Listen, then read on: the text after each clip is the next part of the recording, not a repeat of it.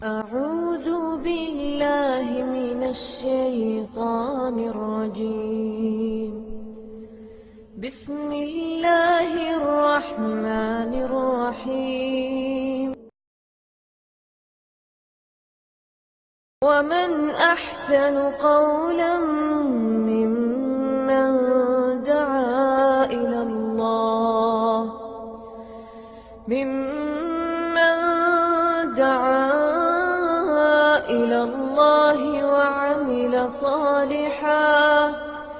وعمل صالحا وقال إنني من المسلمين.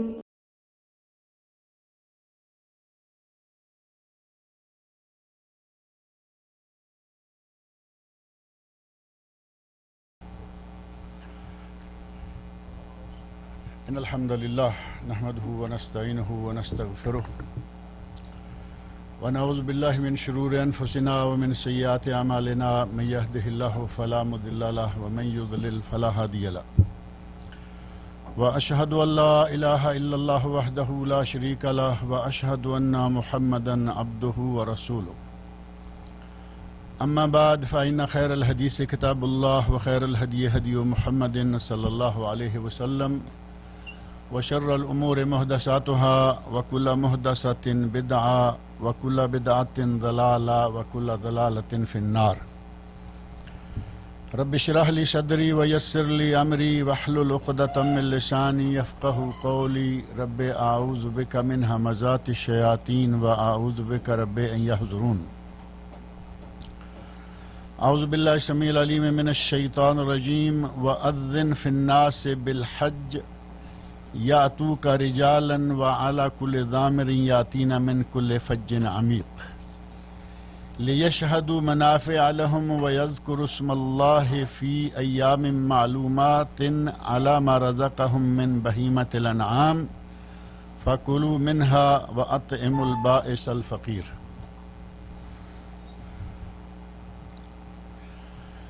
اللہ رب العزت کی بے شمار نعمتوں میں سے ایک عظیم نعمت مسلمانوں پر یہ بھی ہے کہ اللہ رب العزت نے ہمیں اپنے گناہ بخشانے کے لیے بہت سارے مواقع مہیا کیے ہیں.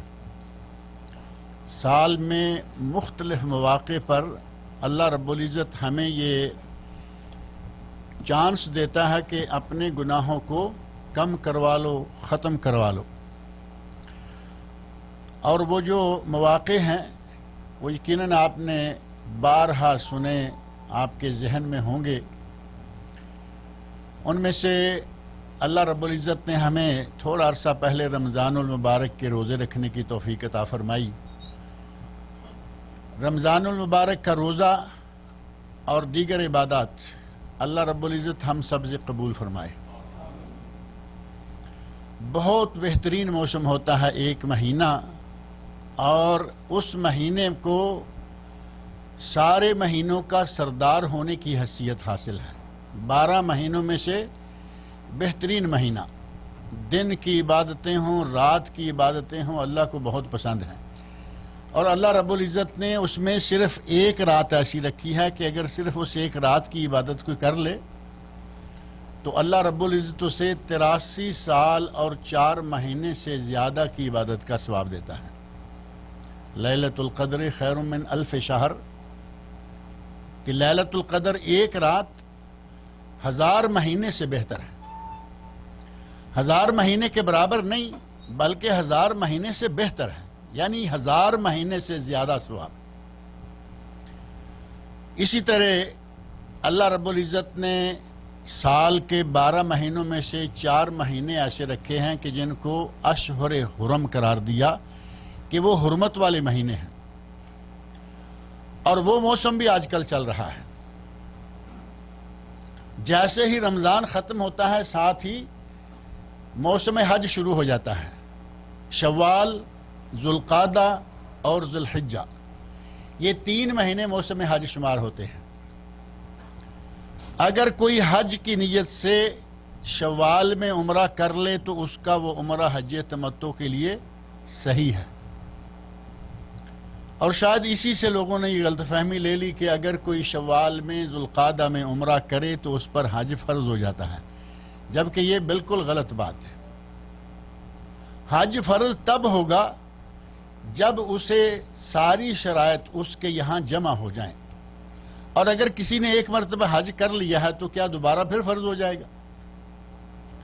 اللہ کے نبی صلی اللہ علیہ وسلم کی حدیث بڑی معروف ہے، یا ایھا الناس ان اللہ فرض علیکم الحج فحجوا، اے لوگو اللہ نے تم پر حج فرض کیا ہے لہذا حج کر لو۔ صحابی حضرت اقرع بن حابس رضی اللہ عنہ دلیر طبیعت کے صحابی لگتے ہیں، ان سے کئی ایسے واقعات ملتے ہیں کہ وہ فوری طور پر بات کو کلیئر کرنے کے لیے کھڑے ہو جاتے ہیں۔ کہتے ہیں اکل عام یا رسول اللہ، اے اللہ کے رسول کیا ہر سال حج کرنا ہے؟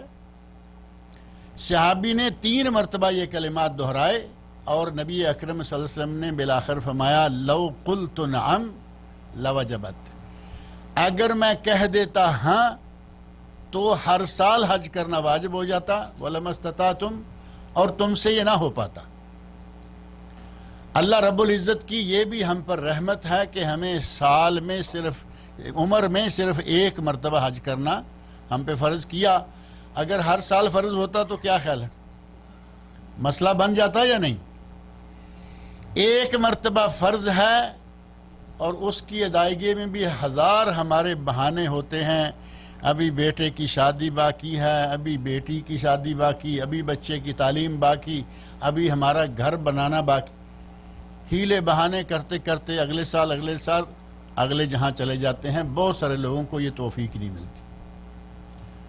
اللہ رب العزت نے ہم پہ عمر میں ایک مرتبہ حج فرض کیا ہے، اس سے زیادہ نہیں، اور نبی صلی اللہ علیہ وسلم نے زیادہ کے بارے میں صاف فرما دیا فمن زاد فتطوع، اگر کوئی ایک سے زیادہ مرتبہ حج کرے گا تو وہ اس کا نفل شمار ہوگا۔ اب یہ کیسے ہو سکتا ہے کہ شوال میں کسی نے عمرہ کر لیا اور اس پر حج فرض ہو گیا؟ عجیب بات نہیں یہ لگتی کہ اللہ کے نبی فرمائیں کہ حج صرف ایک ہی مرتبہ فرض ہے، اور ہمارا مولوی یہ فتویٰ دے دے کہ نہیں، اگر اس نے حج کر لیا، عمرہ کر لیا شوال میں تو اس پہ حج دوبارہ فرض ہو جائے گا۔ اس طرح کے فتوے آپ کو سننے کے لیے بہت سارے ملیں گے، طرح طرح کے، اور پھر خاص طور پر علماء کرام فتویٰ دیں یا نہ دیں، ان مہینوں میں آپ کو ہر بندہ فتویٰ دیتا نظر آئے گا۔ ٹیکسی والا بھی مفتی بنا ہوا ہے، بقالے والا بھی مفتی ہے، اگر کوئی تندور پہ روٹی لگا رہا ہے اور کوئی لے رہا ہے وہ بھی سارے مفتی ہیں۔ آپ کو حج کے بارے میں فتوے دیتے چلے جائیں گے۔ اللہ رب العزت نے ہم پر عمر میں ایک مرتبہ حج فرض کیا ہے، وہ ایک مرتبہ ہی رہے گا۔ مفتی ساری دنیا کے اکٹھے ہو جائیں، نبی اکرم صلی اللہ علیہ وسلم کی بات سے بڑھ جائے گی؟ کبھی نہیں بڑھ پائے گی۔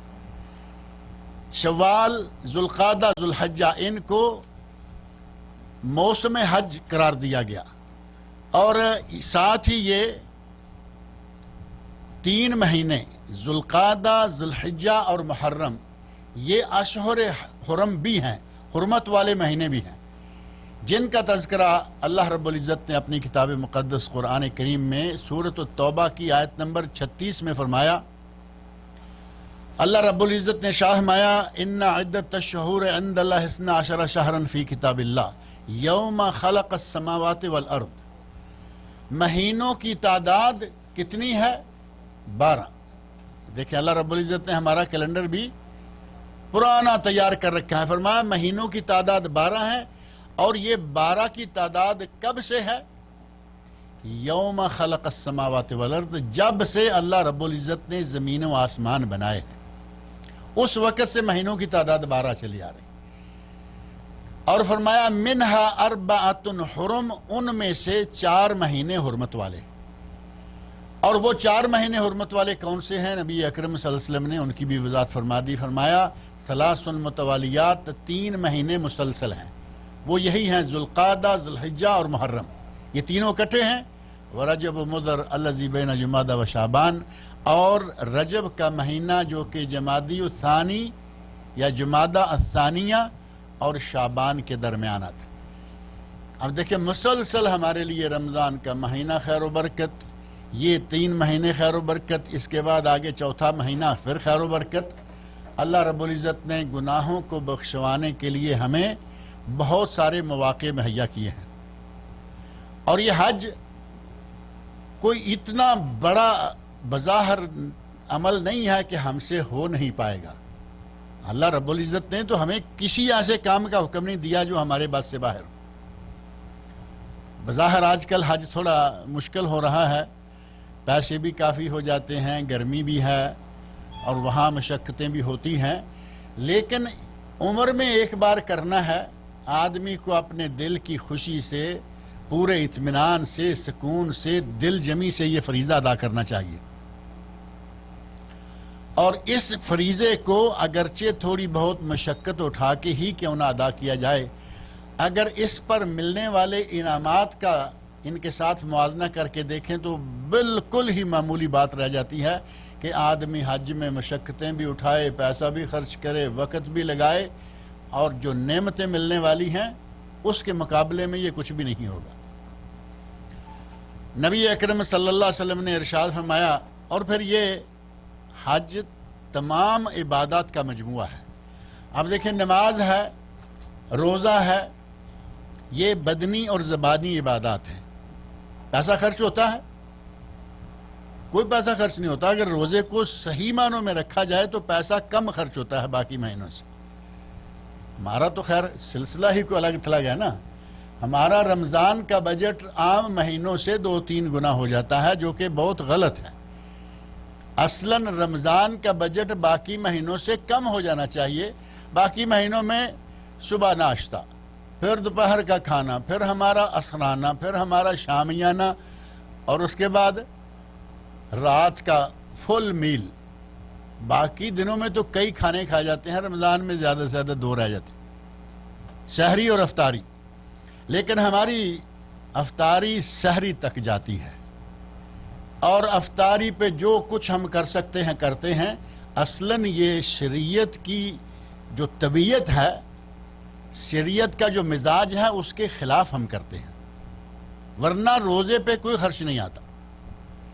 روزہ، نماز، زبانی اور بدنی عبادات، اور زکوٰۃ مالی عبادت۔ اپنے پیسے کا حساب کریں، اور اس میں سے 40 میں سے 1 ریال، اور 100 میں سے 2.5 ریال، 1000 میں سے 25 ریال، اور لاکھ میں سے 2500 ریال، یہ زکوٰۃ کا حساب یا نصاب ہے۔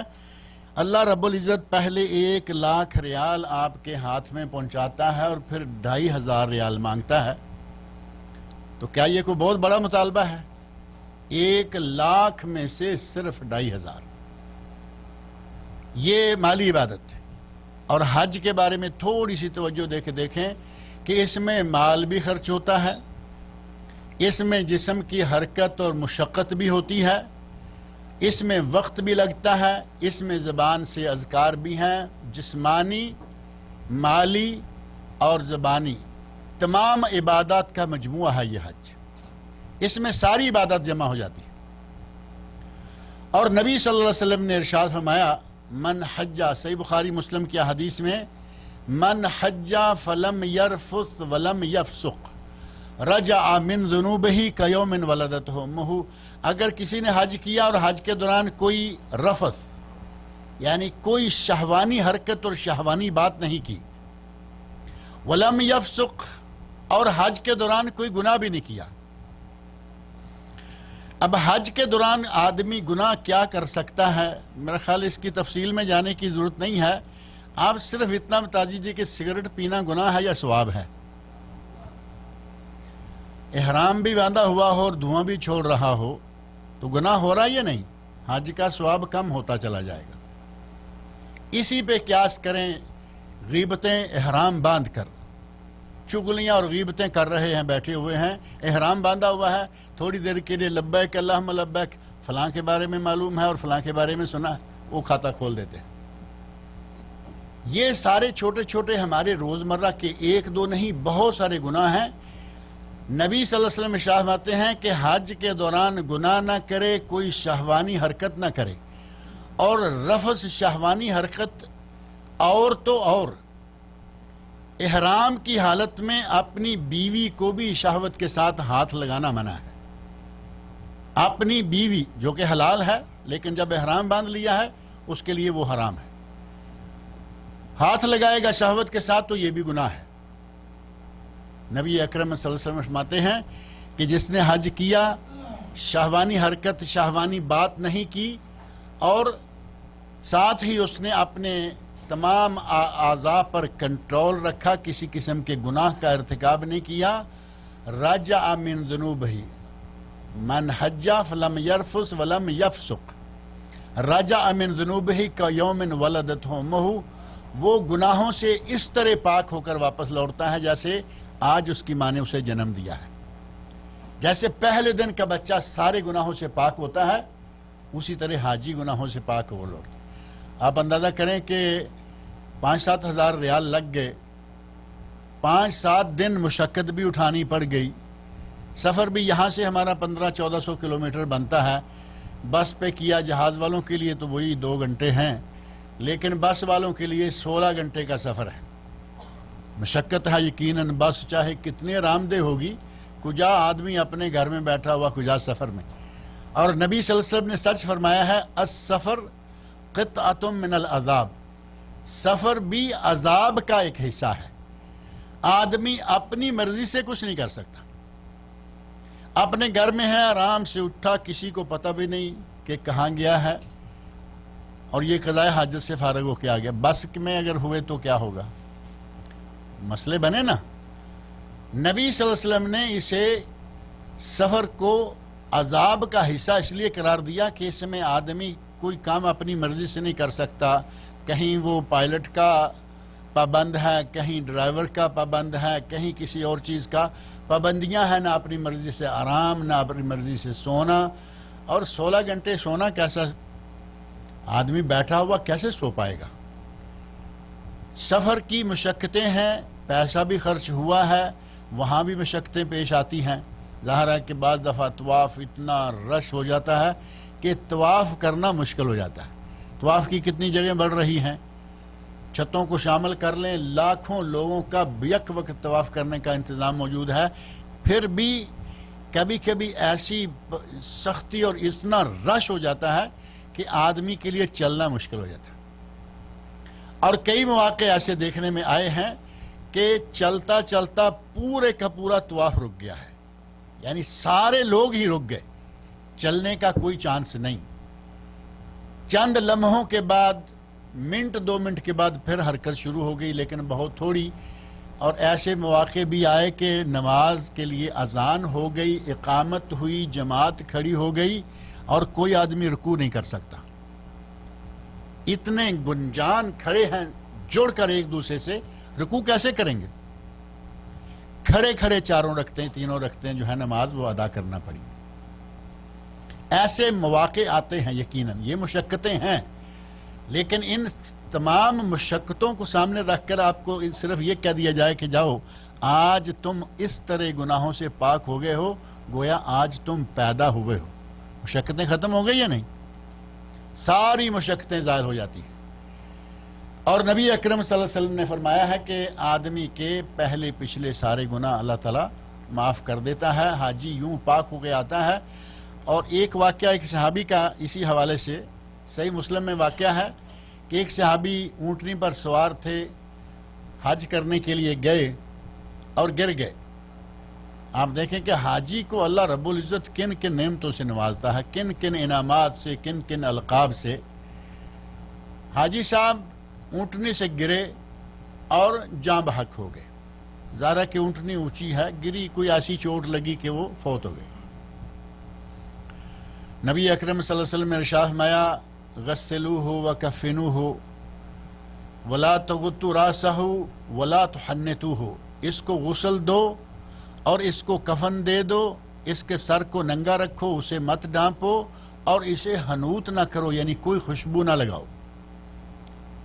اب یہ ساری شکلیں نہلا دہلا کے گویا کہ اسے حج کی حالت میں، سر ننگا ہے نا، گویا کہ حاجی کی حالت میں ہی اس کو دفن کر دو، اور ساتھ فرمایا فَإِنَّهُ يُبْعَثُ يَوْمَ الْقِيَامَةِ مُلَبِّيًّا، یہ قیامت کے دن لبیک اللہم لبیک پکارتا ہوا اٹھے گا۔ قیامت کے دن دوسرے لوگوں کے قبروں سے اٹھنے کا حال آپ نے سنا ہے کہ آدمی پریشان ہوں گے، بڑی عجیب قسم کی کیفیت ہوگی، ہر کوئی گھبرایا ہوا ہوگا، اور یہ آدمی تلبیہ پکار رہا ہے گویا کہ یہ میدان عرفات میں ہے، منا میں ہے۔ اللہ رب العزت اتنی نعمتوں سے نوازتا ہے۔ اور حج کے نتیجہ میں گناہوں کے سارے گناہوں کے ختم ہو جانے کا پتہ ایک اور حدیث سے بھی چلتا ہے۔ حضرت عمر بن عاص، عبداللہ بن عمر بن عاص، یہ دو باپ بیٹا صحابی ہیں، اور تیسرے عاص وہ مسلمان نہیں ہوئے بلکہ عاص بن وائل السہمی، عاص بن وائل السہمی، یہ نبی صلی اللہ علیہ وسلم کے لیے جو سب سے زیادہ بدتمیز اور گستاخ لوگ تھے یہ ان میں سے تھے، وائل سہمی۔ اور ان کے آگے بیٹا عمر بھی مسلمان ہو گئے، اور ان کا بیٹا پوتا ہے عبداللہ رضی اللہ عنہما، یہ دونوں مسلمان۔ باپ مسلمان ہو لگے، عمر بن عاص رضی اللہ تعالی عنہ، دل میں خیال آیا کہ میں اسلام قبول کر لوں۔ نبی اکرم صلی اللہ علیہ وسلم کے پاس گئے، یا رسول اللہ مجھے میرے ساتھ بیعت کیجئے، میں آپ کے ساتھ بیعت کرنا چاہتا ہوں، یعنی اسلام پر بیعت کرنا چاہتا ہوں۔ اپنا ہاتھ آگے بڑھایا، اور جب نبی صلی اللہ علیہ وسلم نے اپنا ہاتھ آگے بڑھا کے بیعت کرنے کے لیے ہاتھ پکڑنا چاہا تو انہوں نے اپنا ہاتھ واپس کھینچ لیا۔ نبی صلی اللہ علیہ وسلم ارشاد فرماتے ہیں عمر کیا بات ہے، عمر بن عاص سے کہ کیا بات ہے، تم پہلے ہاتھ بڑھا رہے ہو، اسلام لانے کی خواہش ظاہر کر رہے ہو، اور اب پیچھے کر لیا ہاتھ۔ حضرت عمر رضی اللہ عنہ کہتے ہیں یا رسول اللہ میں اسلام لانا چاہتا ہوں، لیکن ساتھ میں ایک شرط رکھنا چاہتا ہوں۔ اپنا ماضی یاد آ گیا کہ میں اسلام لاؤں گا، آج میری عمر کیا ہے اور کتنا میں جیوں گا معلوم نہیں، میں نے ساری عمر بڑے گناہ کیے ہیں، اور محض اسلام لا کے میں پتہ نہیں اتنی نیکیاں کر پاؤں گا یا نہیں کہ میرے وہ سارے گناہ معاف ہو جائیں۔ کہتے ہیں کہ میں یہ شرط رکھنا چاہتا ہوں کہ میں مسلمان ہو جاؤں تو میرے سارے گناہ معاف ہو جائیں۔ اب ان کی شرط دیکھیں، کوئی چیز دنیا کی نہیں مانگی بلکہ مانگا تو گناہوں کی معافی مانگی۔ نبی اکرم صلی اللہ علیہ وسلم نے ارشاد فرمایا اے عمر تمہیں معلوم نہیں، ان الہجرت تہدم ما کان قبلہا، ہجرت پہلے والے تمام گناہوں کو ختم کر دیتی ہے۔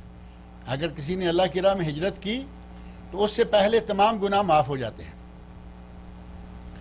اور ساتھ ہی فرمایا ان الحج یہدم ما کان قبلہ، حج کرنے کے نتیجے میں حج سے پہلے جتنے گناہ ہیں وہ سارے معاف ہو جاتے ہیں۔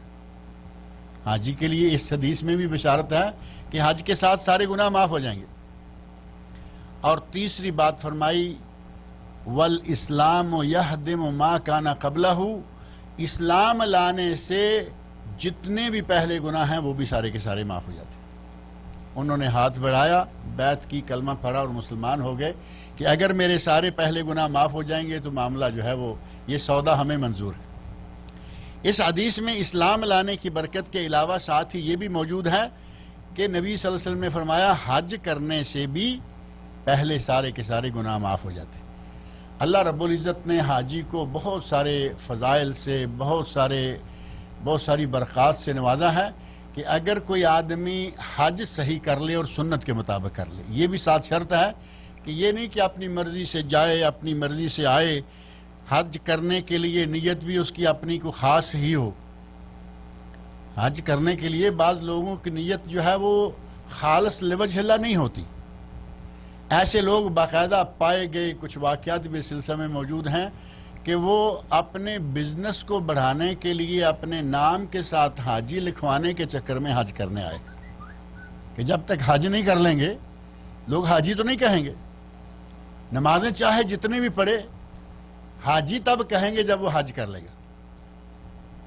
ایسے واقعات ہیں کہ کہا حاجی صاحب آپ حج کرنے جا رہے تھے تو بھی ایسے ہی تھے، حج کر کے واپس آ گئے ہو تب بھی وہی حال ہے، کوئی فرق نمایاں نظر نہیں آ رہا، آخر وجہ کیا ہے؟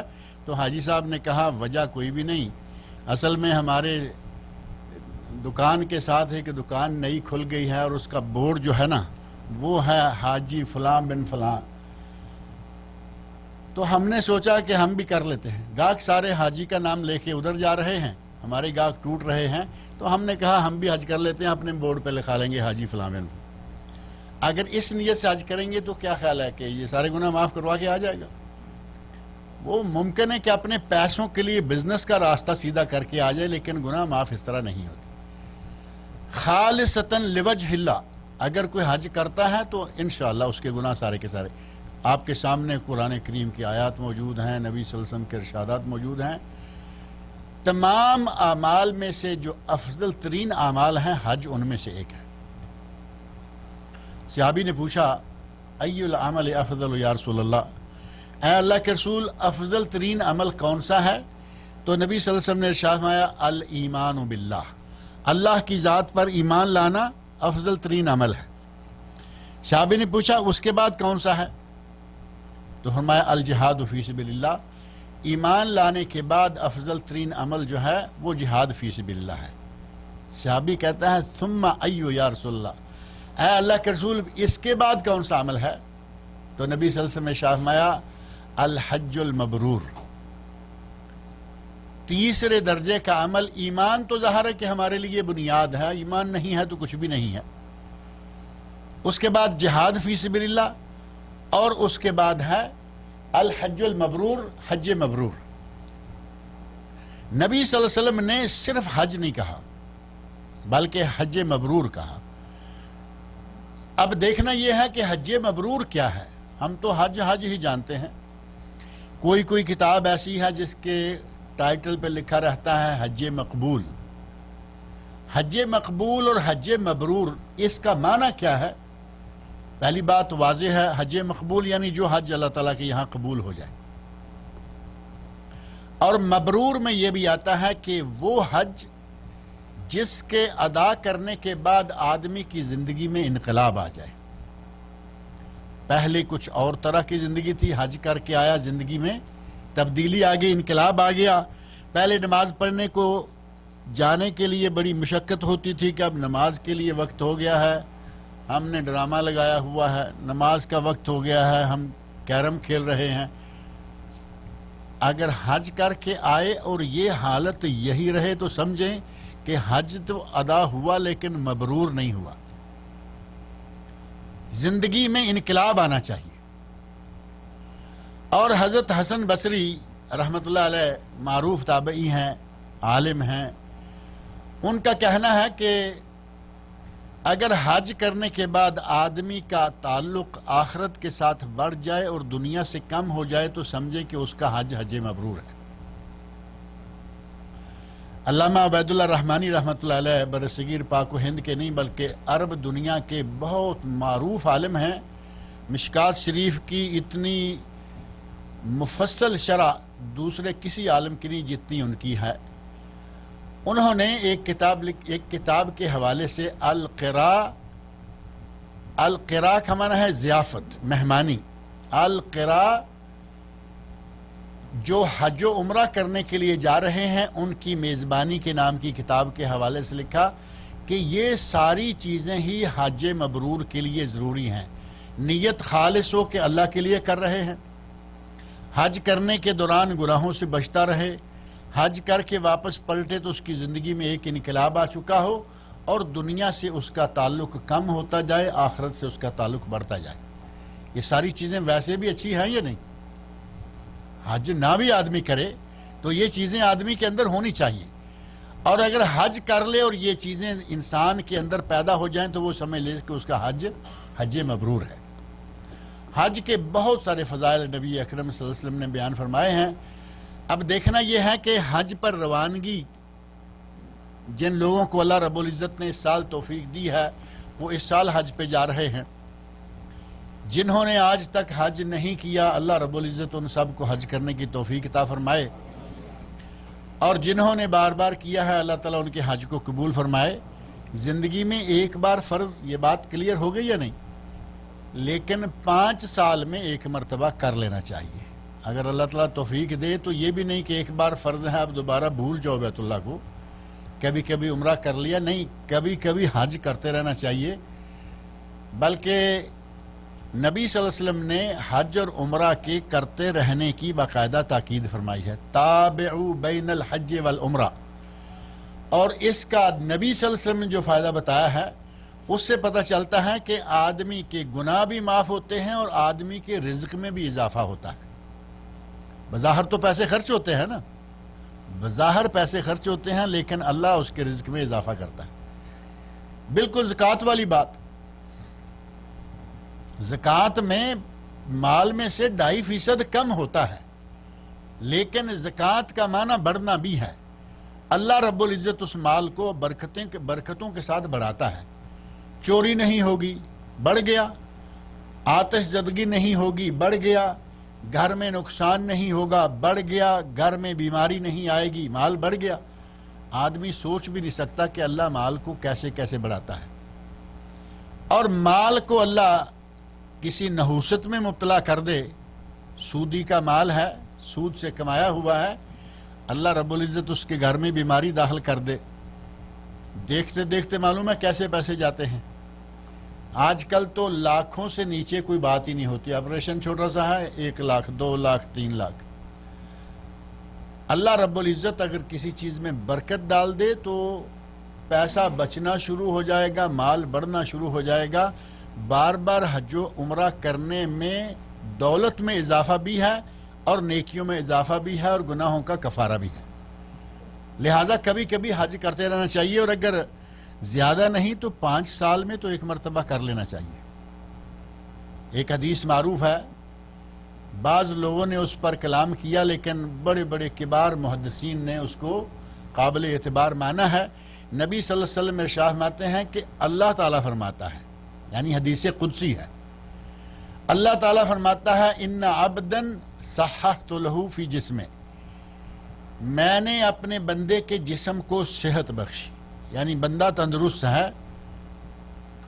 ہے، صحت مند ہے۔ ووسعت علیہ فی المعیشہ، اپنے بندے کی معیشت میں وسعت دی، یعنی بندے کو مال و دولت سے بھی نوازا، پیسہ بھی ہے۔ تمضی علیہ 5 اعوام لا یفد الیہ، اس بندے کو 5 سال گزر جاتے ہیں میرے پاس نہیں آتا۔ لمحروم، یہ بندہ میری رحمتوں سے محروم ہے۔ 5 سال گزر جائیں، صحت بھی ہے، دولت بھی ہے، لیکن میرے پاس نہیں آتا، یہ محروم ہے۔ اب یہاں جو حدیث قدسی میں اللہ رب العزت کے الفاظ بتائے گئے ہیں، یا نبی صلی اللہ علیہ وسلم کے الفاظ میں اللہ رب العزت کا ارشاد بتایا گیا ہے، اس میں ہے لا یفد الیہ، یہ بندہ میرے پاس نہیں آتا۔ یہ نہیں کہا کہ یہ بندہ بیت اللہ میں نہیں آتا، یہ نہیں کہا کہ بندہ مکہ میں نہیں آتا، فرمایا بندہ میرے پاس نہیں آتا۔ تو اس کا معنی کیا ہوا؟ حج کا سفر الی مکہ نہیں، حج کا سفر الی بیت اللہ نہیں، بلکہ حج کا سفر الی اللہ ہے۔ حج کا سفر اللہ کی طرف سفر کرنا ہے، اور اللہ کی طرف سفر کرنے سے گھبرا بھی نہ جائیں کہ اللہ کی طرف تو آخری سفر ہوتا ہے۔ حاجی کے سفر کو آخری سفر نہیں کہا گیا، بلکہ سفر الی اللہ کہا گیا، کہ یہ اللہ کی طرف سفر کر کے جانا ہے۔ لہذا یہ انتہائی مقدس اور مبارک سفر شمار ہوتا ہے، بندہ اللہ کی طرف جاتا ہے۔ اب آپ دیکھ لیں کتنے لوگ ہیں اللہ رب العزت نے بڑی نعمتوں سے نوازا ہوا ہے، دولت ہے، مال ہے، ہر طرح کی نعمتیں میسر ہیں، لیکن حج کیے ہوئے 40 سال کے قریب ہو رہے ہیں، تندرست و توانا آج بھی ہیں، لیکن حج کے لیے جانے کا ارادہ سوچا بھی نہیں کرتے۔ دنیا کے کاروبار میں مصروف ہیں، مست ہیں، لیکن حج کر لیں ایک مرتبہ اس طرف توجہ نہیں جاتی، جبکہ اللہ رب العزت چاہتا ہے کہ جب بندے کو میں دولت صحت دیتا ہوں تو وہ میرے پاس آتا رہے، حج کرتا رہے، بیت اللہ کی زیارت کرتا رہے۔ حج کرنے کے لیے پروگرام بن گیا، فضائل کا سلسلہ بہت لمبا ہے، پھر بھی ذکر کیے جا سکتے ہیں۔ حج کا پروگرام بن جائے تو حج پر روانہ ہونے سے پہلے دو ایک چیزوں کا بطور خاص خیال رکھنا چاہیے۔ ان میں سے سب سے پہلی بات تو یہ ہے کہ آپ کا مال حلال ہونا چاہیے۔ سود کے پیسے سے حج کریں گے، لوٹ کھسوٹ کے پیسے سے حج کریں گے۔ لوٹ کھسوٹ آج کل جو ہوتی ہیں آپ کو معلوم ہے، میں پرچیزر ہوں، سامان لے کے آتا ہوں 1 لاکھ کا، بل لے کے آتا ہوں 1.25 لاکھ کا۔ لوٹ کھسوٹ ہے یا نہیں؟ کھلے میدان میں آج یہ سلسلہ بڑا عام چل رہا ہے۔ کمپنی کام دے رہی ہے، جس کے ہاتھ میں کام دینے نہ دینے کی چابی ہے وہ کہتا ہے کہ یہ میرا پروجیکٹ ہے، اس میں آپ کو 10 لاکھ بچیں گے، 1.5 ملین بچے گا اور 1 لاکھ مجھے چاہیے۔ یہ کمپنی کا مالک نہیں ہے، مالک کو تو معلوم ہے جو طے ہونا ہے، یہ درمیان میں ایک چور کھڑا ہے۔ یہ ساری لوٹ کھسوٹ ہے، سود کا پیسہ، رشوت کا پیسہ، لوٹ کھسوٹ کا پیسہ، کوئی اور گھوٹالہ کر کے پیسہ مار کے اس پیسے سے حج کرے گا۔ صحیح مسلم میں نبی اکرم صلی اللہ علیہ وسلم نے ارشاد فرمایا، اللہ رب العزت نے جو حکم مومنوں کو دیا ہے وہی نبیوں کو پہلے دیا ہے۔ نبیوں کو جو حکم دیا وہی مومنوں کو۔ ان اللہ امر المومنین بما امر بہ المرسلین، مومنوں کو اللہ نے وہی حکم دیا ہے جو مرسلین کو، رسولوں کو دیا۔ کلوا من الطیبات واعملوا صالحا، پاک اور پاکیزہ چیزیں کھاؤ اور نیک عمل کرو۔ یہ حکم رسولوں کو بھی ہے اور عوام کو بھی، مسلمانوں کو بھی، مومنوں کو بھی۔ اور نبی اکرم صلی اللہ علیہ وسلم نے اس بات کو آگے بڑھا کے کہا، ایک آدمی نبی اکرم صلی اللہ علیہ وسلم نے ثم ذکر الرجل، ایک آدمی کا ذکر کیا، اشعث اکبر، جس کے بال پراگندہ ہیں، اڑے ہوئے ہیں، گرد و غبار پڑا ہوا ہے، پیدل چل چل کے کہاں سے آیا ہے، یمد یدیہ الی السماء، وہ آسمان کی طرف ہاتھ اٹھاتا ہے۔ اب اگر ایک آدمی آج کل کے دور میں، آج تو ظاہر ہے کہ پیدل والے معاملے ختم ہو گئے، لیکن کچھ لوگ ایسے ہیں، طائف سے کہا کہ چلے ہم پیدل چلے جاتے ہیں، جدہ والے پیدل چلے جاتے ہیں۔ پیدل کے لیے کچھ اور آسانیاں بھی ہیں، تسریح سے بھی جان چھوٹ گئی، ادھر ادھر سے ہو کے نکل گئے۔ پیدل جانے والے آدمی کے بال بھی پراگندہ ہوں گے، ہوا پڑ رہی ہے، کپڑے بھی میل کچیل سے اٹھ جائیں گے۔ نبی سے فرماتے ہیں کہ اس کے بال پراگندہ ہیں اور اغبر، غبار آلود ہے، اپنے دونوں ہاتھ آسمان کی طرف اٹھاتا ہے، یمد یدیہ الی السماء ویقول یا رب یا رب، اور کہتا ہے یا اللہ مجھے یہ دے دے، یا اللہ مجھے یہ معاف کر دے، یا اللہ مجھے یہ عطا فرما۔ اپنی دعائیں شروع کر دیتا ہے، وَمَطْعَمُهُ حرام وَمَشْرَبُهُ حرام وَغُذِّيَ بِالْحرام، اس کا کھانا، اس کا پینا، اس کی غذا، اس کی جتنی ضروریات زندگی ہیں وہ ساری حرام کے پیسے سے ہو رہی ہیں۔ فَأَنَّ يُسْتَجَابُ لِذَلِكَ، اس کی دعائیں اللہ کیسے قبول کرے گا؟ آپ اندازہ کریں کہ صرف دعا مانگے گا وہ بھی اللہ قبول نہیں کرے گا، اور ایک آدمی حرام کے پیسے سے حج کرتا ہے پورا۔ سب سے پہلی بات یہ کہ آپ کا پیسہ حلال ہونا چاہیے۔ پیسہ حلال اللہ رب العزت نے مہیا فرما دیے، حج کے لیے آپ روانہ ہونے کے لیے تیار ہو گئے، تسریح بن گئی، سب کچھ ہو گیا۔ اب روانگی سے پہلے ایک مرتبہ صدق دل سے اللہ کی طرف توبہ طائب ہو جائیں، تاکہ آپ کے پہلے گناہ اللہ یہی معاف کر دے، کیونکہ توبہ کرنے والے کے لیے نبی اکرم صلی اللہ علیہ وسلم نے یہ بشارت دی ہے، التائب من الذنب کمن لا ذنب لہ، آدمی جو گناہوں سے توبہ کر لیتا ہے، توبہ کے نتیجے میں وہ ایسے ہو جاتا ہے جیسے اس نے کبھی گناہ کیا ہی نہیں، یعنی اللہ توبہ کے ذریعے گناہوں کو دھو دیتا ہے۔ توبہ طائب کر لے اور اپنے حج کی ادائیگی، تیسری چیز اپنے حج کی ادائیگی صرف اللہ کے لیے کرے. جو میں نے پہلے اشارہ دیا نا کہ اپنے بزنس کو بڑھانے کے لیے نہیں، اپنے نام کے ساتھ حاجی صاحب لکھوانے کے لیے نہیں، صرف اپنے رب کو راضی کرنے کے لیے حج کرے. اللہ رب العزت اس کے حج میں برکت ڈالے گا، اس کو قبول کرے گا، اس کے گناہوں کو معاف کرے گا، اس کے لیے جنت کا ذریعہ بنائے گا. خلوص ہو، مال حلال ہو، توبہ تائب کر کے جائے. اور اگر کسی کی امانتیں آپ کے پاس ہیں، کچھ کسی نہ کسی وجہ سے کوئی غلطی کوتاہی ہو گئی، کسی نے امانت رکھی ڈکار مار گئے، یہ تو آج کل عام ہے نا، رکھی امانت اور آنکھیں پھیر لی، کہا کہ کیا رکھا تھا، جاؤ جا کے لے لو. اور ایسے لوگ ہیں امانت نہیں، باقاعدہ مانگ کے پیسے لیے ہوئے. ایک تو ہے کہ امانت رکھی خاموشی سے دے گیا، باقاعدہ مانگ کر پیسے لیے، قرض لیا، اور بعد میں آنکھیں دکھانا شروع ہو جاتے ہیں کہ جاؤ یہ کورٹ ہے، یہ کچہری ہے، یہ پولیس، جاؤ جا کے لے لو.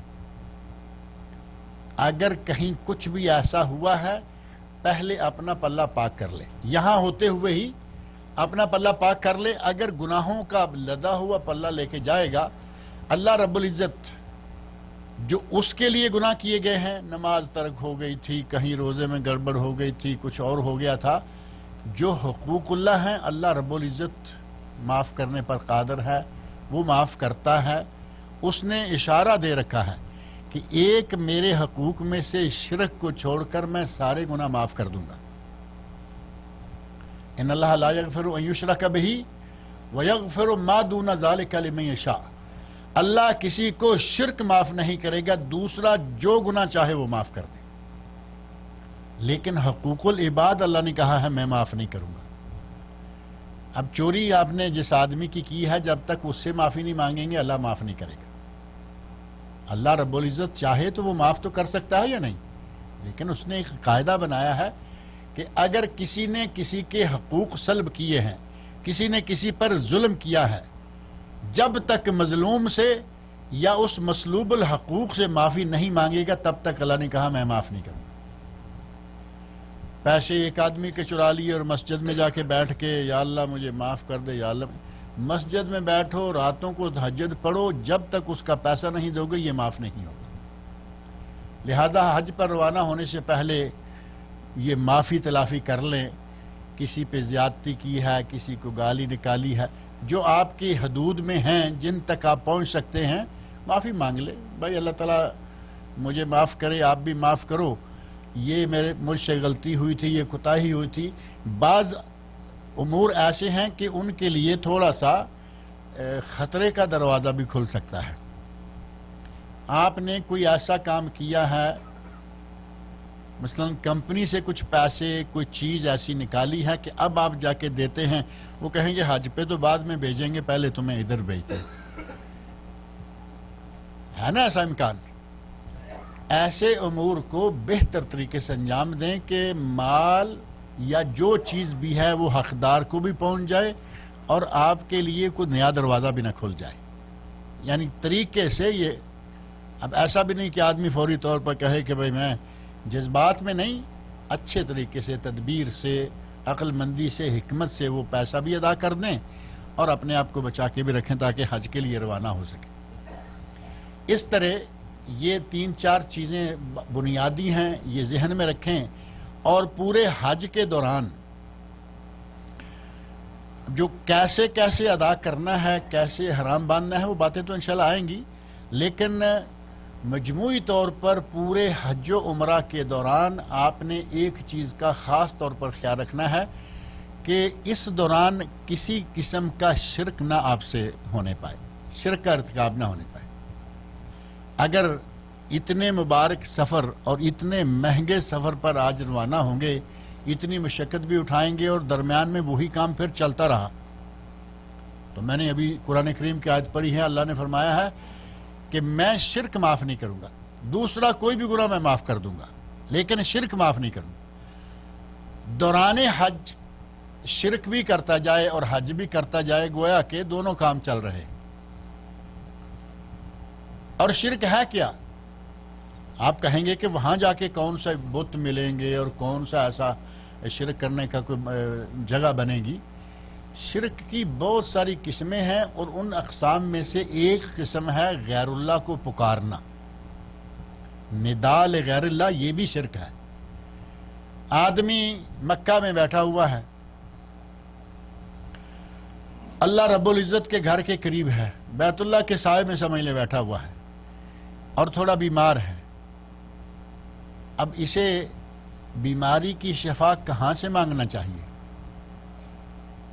جس جگہ بیٹھے, ویسے تو ہمیں خبر میں, دمام میں, لاہور میں, پنڈی میں, دلی میں, جہاں بھی کہیں کوئی ہے, شفا صرف اللہ سے مانگنی چاہیے. دوا لینے کی اجازت ہے, اس میں کوئی شک نہیں ہے, لیکن اصل شفا کون دے سکتا ہے؟ وہ صرف اللہ دیتا ہے. نبی صلی اللہ علیہ وسلم کا ارشاد ہے, ما انزل اللہ من داء الا انزل له شفاء. اللہ نے کوئی بیماری ایسی نہیں بنائی جس کی شفا اللہ نے نازل نہیں کی. فتداووا, کہا کہ لوگوں دوا کر لیا کرو, یعنی دوا لینا جائز ہے لیکن شفا اللہ کے ہاتھ میں ہے. کسی بھی جگہ پہ کوئی آدمی بیٹھا ہوا ہے, جب بیمار ہو تو اسے اللہ سے شفا مانگنی چاہیے. دعا لینے کی اجازت ہے کہ وہ دعا لے لے, اور اس میں بھی یہ نیت رکھے کہ اس دعا کے ذریعے اللہ مجھے شفا دے گا. اب یہ تو ہے باہر کے ملکوں والوں کے لیے, اور ایک آدمی بیت اللہ کے پاس بیٹھا ہے, بیت اللہ کے سائے میں, حرم میں, مکہ میں بیمار ہو گیا, اور وہ ٹیلی فون اٹھائے اور اپنے ملک میں ٹیلی فون کرے, بیٹے کو ٹیلی فون کرے, بیٹا میری طبیعت آج کل ذرا ڈھیلی رہتی ہے, طبیعت صحیح نہیں ہے, حج سر پہ ہے, یعنی عمرہ ادا کیا, تھک گیا, بیمار ہو گیا, کہتا حج سر پہ ہے, میری طبیعت خراب رہتی ہے, ایک بکرا لے کے داتا دربار چڑھا دینا. ہمارے یہاں لاہور میں داتا دربار ہے, آپ کے وہاں نظام الدین اولیاء ہے, کہیں یہ تو سرکاریں تو بے شمار ہیں نا. پاکستان اور انڈیا میں سرکاروں کی کوئی کمی نہیں, ہر شہر میں, ہر محلے میں, ہر گلی میں کوئی نہ کوئی سرکار موجود ہے. اب حج کے دوران بھی شرک کرتا رہے گا تو وہ حج کیسے قبول ہوگا؟ ان بنیادی چیزوں کو ذہن میں رکھیں اور اس کے بعد حج کے لیے روانہ ہوں. روانگی کے لیے, سفر پر روانگی کے لیے بھی کچھ آداب ہیں. نبی اکرم صلی اللہ علیہ وسلم کی طرف سے پابندی تو نہیں کہ آپ سفر پہ ہمارا سفر ہے نا یہ کافی لمبا, ہمیں 16 گھنٹے, میں نے پہلے بس سے 16 گھنٹے, بائی ایئر والوں کے 2 گھنٹے صرف سفر ہے, ایئرپورٹوں پہ وقت الگ لگتا ہے. سفر پر روانہ ہونے سے پہلے آپ نے جو چیزیں ذہن میں رکھنی ہیں وہ میں نے ذکر کی ہیں. اب ہیں آداب سفر, کہ سفر پہ نکلنے کے لیے ایک خاص دن نبی اکرم صلی اللہ علیہ وسلم نے اپنی زندگی میں اختیار کیا ہوا تھا. پابندی نہیں لگائی کہ اسی دن نکلو, باقی دنوں میں نہ نکلو, لیکن جمعرات کا دن نبی اکرم صلی اللہ علیہ وسلم کو پسند تھا. صحیح بخاری میں حدیث موجود ہے, آپ جب بھی سفر کے لیے نکلتے, صحابی کہتے ہیں کہ آپ جمعرات کو پسند فرماتے, اور نبی صلی اللہ علیہ وسلم نے ارشاد فرمایا ہے کہ جمعرات کو نکلنا ایک آپ کی عادت مبارکہ تھی. اگر کسی کے لیے ممکن ہے, مثال کے طور پر اپنی گاڑی میں جانا ہے اور وہ نکل سکتا ہے جمعرات کو, تو جمعرات کو روانہ ہو. یہ مسنون دن ہے, جمعرات کا دن سفر کے لیے مسنون دن ہے, لیکن واجب نہیں. آپ کسی بھی دن نکل سکتے ہیں, اور کسی دوسرے دن میں نکلنا کہیں منع نہیں. کئی لوگوں نے بعض سلسلے بنا رکھے ہیں, ہمارے علاقے میں کہتے ہیں کہ بدھ کے دن سفر نہیں کرنا چاہیے, منگلوار کے دن شمال کی طرف, پتہ نہیں کہاں سے باقاعدہ جہتیں بھی بنا لی, دن بھی بنا لیے, اس پہ شعر بھی بنا لیے. کہتے ہیں کہ منگلوار نہ جامی پہاڑ, پنجاب میں شمال کو پہاڑ کہتے ہیں. منگلوار شمال کی طرف نہ جائیں, جیتی ہوئی بازی آویں ہار, یعنی منگل کو شمال کی طرف نہ جانا ورنہ جیتی ہوئی بازی بھی ہار کے آ جاؤ گے. کہاں سے یہ حدیث نازل ہوئی اور کہاں سے یہ مسئلہ آئی؟ کسی بھی دن سفر کریں جائز, لیکن مسنون اور افضل جمعرات کا دن. اور 24 گھنٹوں میں سے جب چاہیں سفر کریں، جائز، لیکن الصبح سفر کرنا افضل اور مسنون۔ نبی اکرم صلی اللہ علیہ وسلم ارشاد فرماتے ہیں، آپ نے دعا فرمائی ہے، اللہم بارک لامتی فی بکورہا، اے اللہ میری امت کے لیے صبح کے وقت میں برکت فرما۔ صبح کے وقت آپ نکلیں، آپ کے لیے سفر آسان ہوگا۔ اللہ جب برکت فرمائے گا تو کیا ہوگا؟ سفر آسان ہو جائے گا، سفر جلدی سمٹ جائے گا۔ اللہ رب العزت نے صبح کے وقت ہمارے لیے، مسلمانوں کے لیے برکت رکھی ہے۔ صحابہ میں سے ایک صحابی ہیں، وہ کہتے ہیں جب سے میں نے نبی صلی اللہ علیہ وسلم سے یہ حدیث سنی، میں اپنے جتنے تجارتی قافلے بھیجتا تھا میں صبح صبح بھیجتا تھا، اور اللہ نے مجھے برکتوں سے نوازا، مالا مال کر دیا۔ صرف یہ سفر حج کا ہی نہیں، تجارت کا سفر ہے، کوئی بھی سفر ہے، اس کے لیے روانگی ہے، آپ اس کو صبح صبح کریں، یعنی صبح فجر پڑھیں، ناشتہ کریں، فجر پڑھیں، ناشتہ کریں، روانہ ہو جائیں۔ دن چڑھ جائے کوئی بات نہیں، سامان لادنا، گاڑی میں رکھنا یا جیسے بھی ہے، یہ آپ کے اگر اختیار میں ہے تو یہ سفر رکھیں صبح کو، اور اگر آپ کے اختیار میں نہیں ہے، مثلا کاروان کے ساتھ آپ نے جانا ہے، تو پھر کیا ہوگا؟ وہ کہتے ہیں جی عصر کے بعد روانہ ہوں گے۔ عموماً کاروان عصر کے بعد نکلتے ہیں نا، ٹھیک ہے کوئی بات نہیں، عصر کے بعد نکلتے ہیں، عصر کے بعد نکلیں، جائز، لیکن خود نکلنا ہے، آپ کو اختیار ہے فجر کے بعد، سورج نکلنے کے بعد، یعنی صبح صبح نکلیں تو اس میں فضیلت ہے، اور یہ مسنون ٹائم، مسنون وقت ہے۔ سفر پر روانہ ہونے کے لیے گھر میں بعض لوگ ایک روایت کا سہارا لیتے ہوئے گھر میں 2 رکعت نماز پڑھتے ہیں، جن کے بارے میں کوئی صحیح حدیث نہیں ہے۔ ایک ضعیف روایت ہے جس پہ عمل کرنا ثابت جائز صحیح نہیں ہے۔ لہذا سفر کے لیے روانہ ہوں، اللہ برکت اللہ، اپنے گھر والوں کو اللہ کی سپرد کریں، گھر والے آپ کو اللہ کی سپرد کریں۔ دونوں کے لیے باقاعدہ نبی صلی اللہ علیہ وسلم نے دعا بتائی ہے کہ جو لوگ گھر میں موجود ہیں وہ اپنے مسافر سے کہیں، استودعک اللہ دینک و امانتک و خواتیم عملک۔ استودعک اللہ، گھر والے یہ کہیں سارے کہ ہم نے تجھے تیرے دین، امان، خواتیم عمل کو تیرے رب کے سپرد کیا۔ بندے کو اللہ کے سپرد کر کے بھیجیں، اللہ رب العزت حفاظت فرمائے گا۔ اور یہ حاجی صاحب جو روانہ ہونے لگے ہیں، گھر سے نکلنے لگے ہیں، یہ گھر والوں کو کہیں استودعکم اللہ الذی لا تضیع ودائعہ، میں تمہیں اللہ کی سپرد کر کے جا رہا ہوں جس کے سپرد کی گئی کوئی چیز کبھی ضائع نہیں ہوتی۔ اب اتنا اللہ کی ذات پر اعتماد کرتے ہوئے، یہ دعا مانگتے ہوئے آپ جائیں گے، گھر والے بھی سلامت ہوں گے انشاءاللہ واپسی تک، اور جو مسافر ہے گھر والوں نے سب نے آئے ہوئے مہمانوں سمیت یہ دعا کر کے بھیجا تو اللہ تعالیٰ اسے بھی سلامت واپس لے آئے گا۔ اگر کوئی حاجی صاحب زیادہ عمر رسیدہ ہیں تو پھر تو ضرور گھر والوں کو یہ دعا پڑھ کے بھیجنا چاہیے، کیونکہ وہاں تو رش ہوتا ہے، بعض دفعہ رش سے بڑی عمر والے یا کسی نہ کسی بیماری والے، ہارٹ پیشنٹ وغیرہ لوگ جو ہیں، ان کی کبھی کبھی موت واقع ہو جاتی ہے، اور ایسا ہوا، موتیں واقع ہوئیں جمرات پر، یہ حادثات میں نہیں، صرف رش میں۔ ایسے لوگوں کو بھیجتے وقت خاص طور پر یہ دعائیں مانگ کے بھیجیں۔ سواری پر سوار ہوں تو سواری کی دعائیں مانگیں، بسم اللہ مجرہا و مرساہا ان ربی لغفور الرحیم۔ یہ خاص طور پر لانچ وغیرہ کے لیے، کشتی شپ ہے، بحری جہاز، اس کے لیے ہے، نہیں تو عام گاڑی ہے، اپنی بس میں بیٹھنے لگیں یا اپنی گاڑی سے جا رہے ہیں، کار پہ سوار ہونے لگیں تو اللہ اکبر اللہ اکبر اللہ اکبر، سبحان الذی سخر لنا ھذا وما كنا له مقرنین وانا الی ربنا لمنقلبون، یہ مانگیں۔ اللہم انا نسألک فی سفرنا ھذا البر والتقوى ومن العمل ما ترضى، اللہم انت الصاحب فی السفر والخلیفہ فی الاہل، اللہم انا نعوذ بک من وعثاء السفر وکآبۃ المنظر وسوء المنقلب فی المال والاہل۔ اللہ سے یہ دعائیں مانگ کے نکلیں کہ یا اللہ سفر میں مجھے، میرے مال کو، میرے اہل و عیال کو، سب کو اپنی حفاظت میں رکھنا، میں کوئی برا منظر نہ دیکھنے پاؤں۔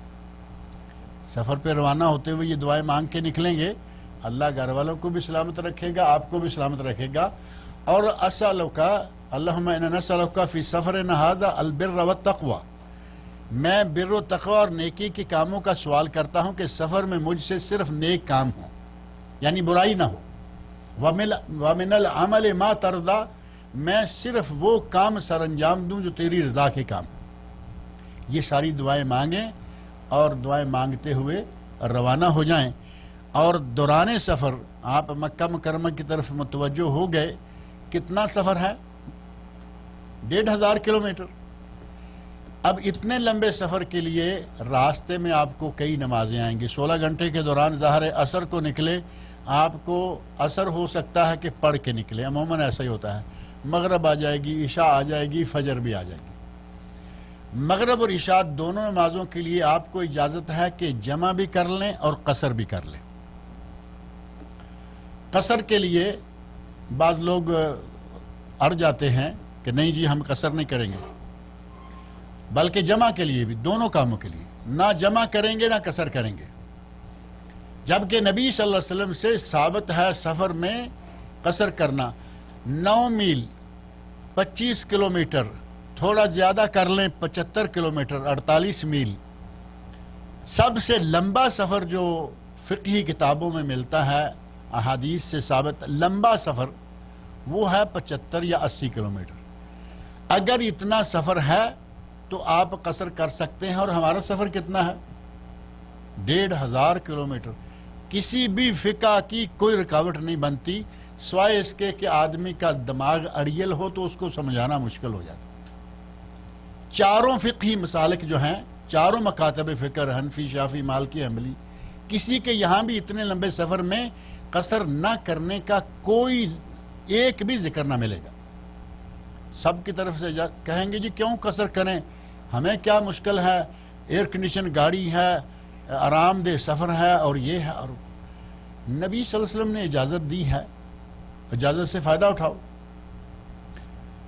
اور نبی صلی اللہ علیہ وسلم ارشاد فرماتے ہیں اللہ رب العزت اس بات کو پسند کرتا ہے کہ جیسے لوگ میرے عائد کردہ فرائض کو ادا کرتے ہیں اسی طرح میری دی ہوئی رخصتوں کو بھی قبول کریں، ان پر بھی عمل کریں.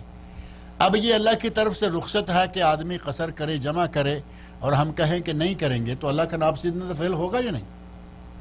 لہٰذا جہاں کہیں آپ نماز پڑھیں بغیر جھگڑے کے، بغیر شور کے، مل کے جمع کریں، قصر کریں اور جائیں. اور قصر کیا ہوگی؟ مغرب عشاء کی. مغرب کی 3 رکعتیں، وہ تو آدھی نہیں ہوگی نا، 1.5 رکعت نہیں ہوتی. اور عشاء کی 4 ہیں، ان کی 2 رہ جائیں گی. اور قصر میں سنتیں نہیں ہوتی، قصر میں سنتیں نہیں ہوتی. کسی جگہ آپ وطر پڑھنا چاہیں گے تو آپ کو اجازت ہے، وہ آپ پڑھ سکتے ہیں، یہیں پڑھ لیں، پھر کبھی کہیں رکنا ہے جا کے پھر پڑھ لیں، آپ کی مرضی. وطر پڑھ سکتے ہیں سفر میں، جائز ہیں، نہ پڑھے تب بھی کوئی حرج نہیں. لیکن 5 رکعتیں، 3 مغرب کی، 2 عشاء کی، یہ ہے جو آپ نے پڑھنی ہے. آپ کو اجازت ہے کہ مغرب کے ساتھ ہی عشاء کی 2 رکعتیں پڑھ لیں، یعنی آپ کے سفر کے حساب سے. نبی اکرم صلی اللہ علیہ وسلم کا عمل مبارک صحابہ بیان کرتے ہیں کہ آپ جہاں مناسب سمجھتے عشاء کو پہلے کر لیتے اور جہاں مناسب سمجھتے مغرب کو پیچھے کر لیتے. اب ان دونوں کا الگ الگ نام ہے. ایک ہے جمع تقدیم، یعنی عشاء کو پہلے لے آنا، تقدیم کا معنی ایڈوانس کر لینا. اور دوسرا ہے جمع تاخیر، مغرب کو لیٹ کر لینا. مغرب کو لیٹ کر لیں جائز، عشاء کو پہلے لے آئیں جائز. اور کئی لوگ ہیں وہ ایک جمع سوری ہے، یعنی جو شکلاً بھی جمع نظر آتی ہے، وہ ہے کہ مغرب اور عشاء کا دونوں کا درمیانی ایسا وقت ہو کہ مغرب بھی ختم نہ ہوئی ہو اور عشاء بھی شروع ہو گئی ہو. اب یہ ذرا مشقت والی بات لگتی ہے یا نہیں؟ فقہی کتابوں میں اس کا ذکر ملتا ہے کہ اس طرح کریں، جبکہ یہ تو میرا خیال ہے مولوی سے بھی نہیں ہو پائے گا.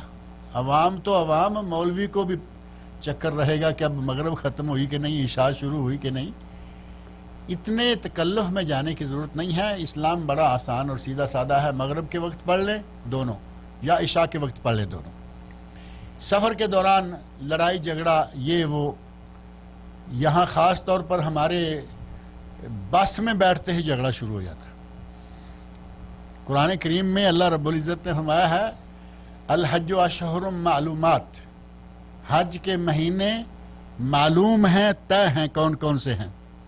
فمن فرض فیہن الحج، جس نے ان مہینوں کے درمیان، ان مہینوں میں حج کا احرام باندھ لیا، فلا رفث ولا فسوق ولا جدال فی الحج، اسے نہ تو حج کے دوران کوئی رفث، وہی جو میں نے شروع میں ذکر کیا، شہوانی حرکت یا شہوانی فعل کوئی نہیں کرنا چاہیے۔ فلا رفث ولا فسوق، کوئی گناہ نہ ہو، ولا جدال فی الحج، اور کوئی لڑائی جھگڑا بھی نہ ہو۔ یہ قرآن کریم ہے۔ قرآن کریم میں یہ سورۃ البقرہ کی آیت ہے 197، 197۔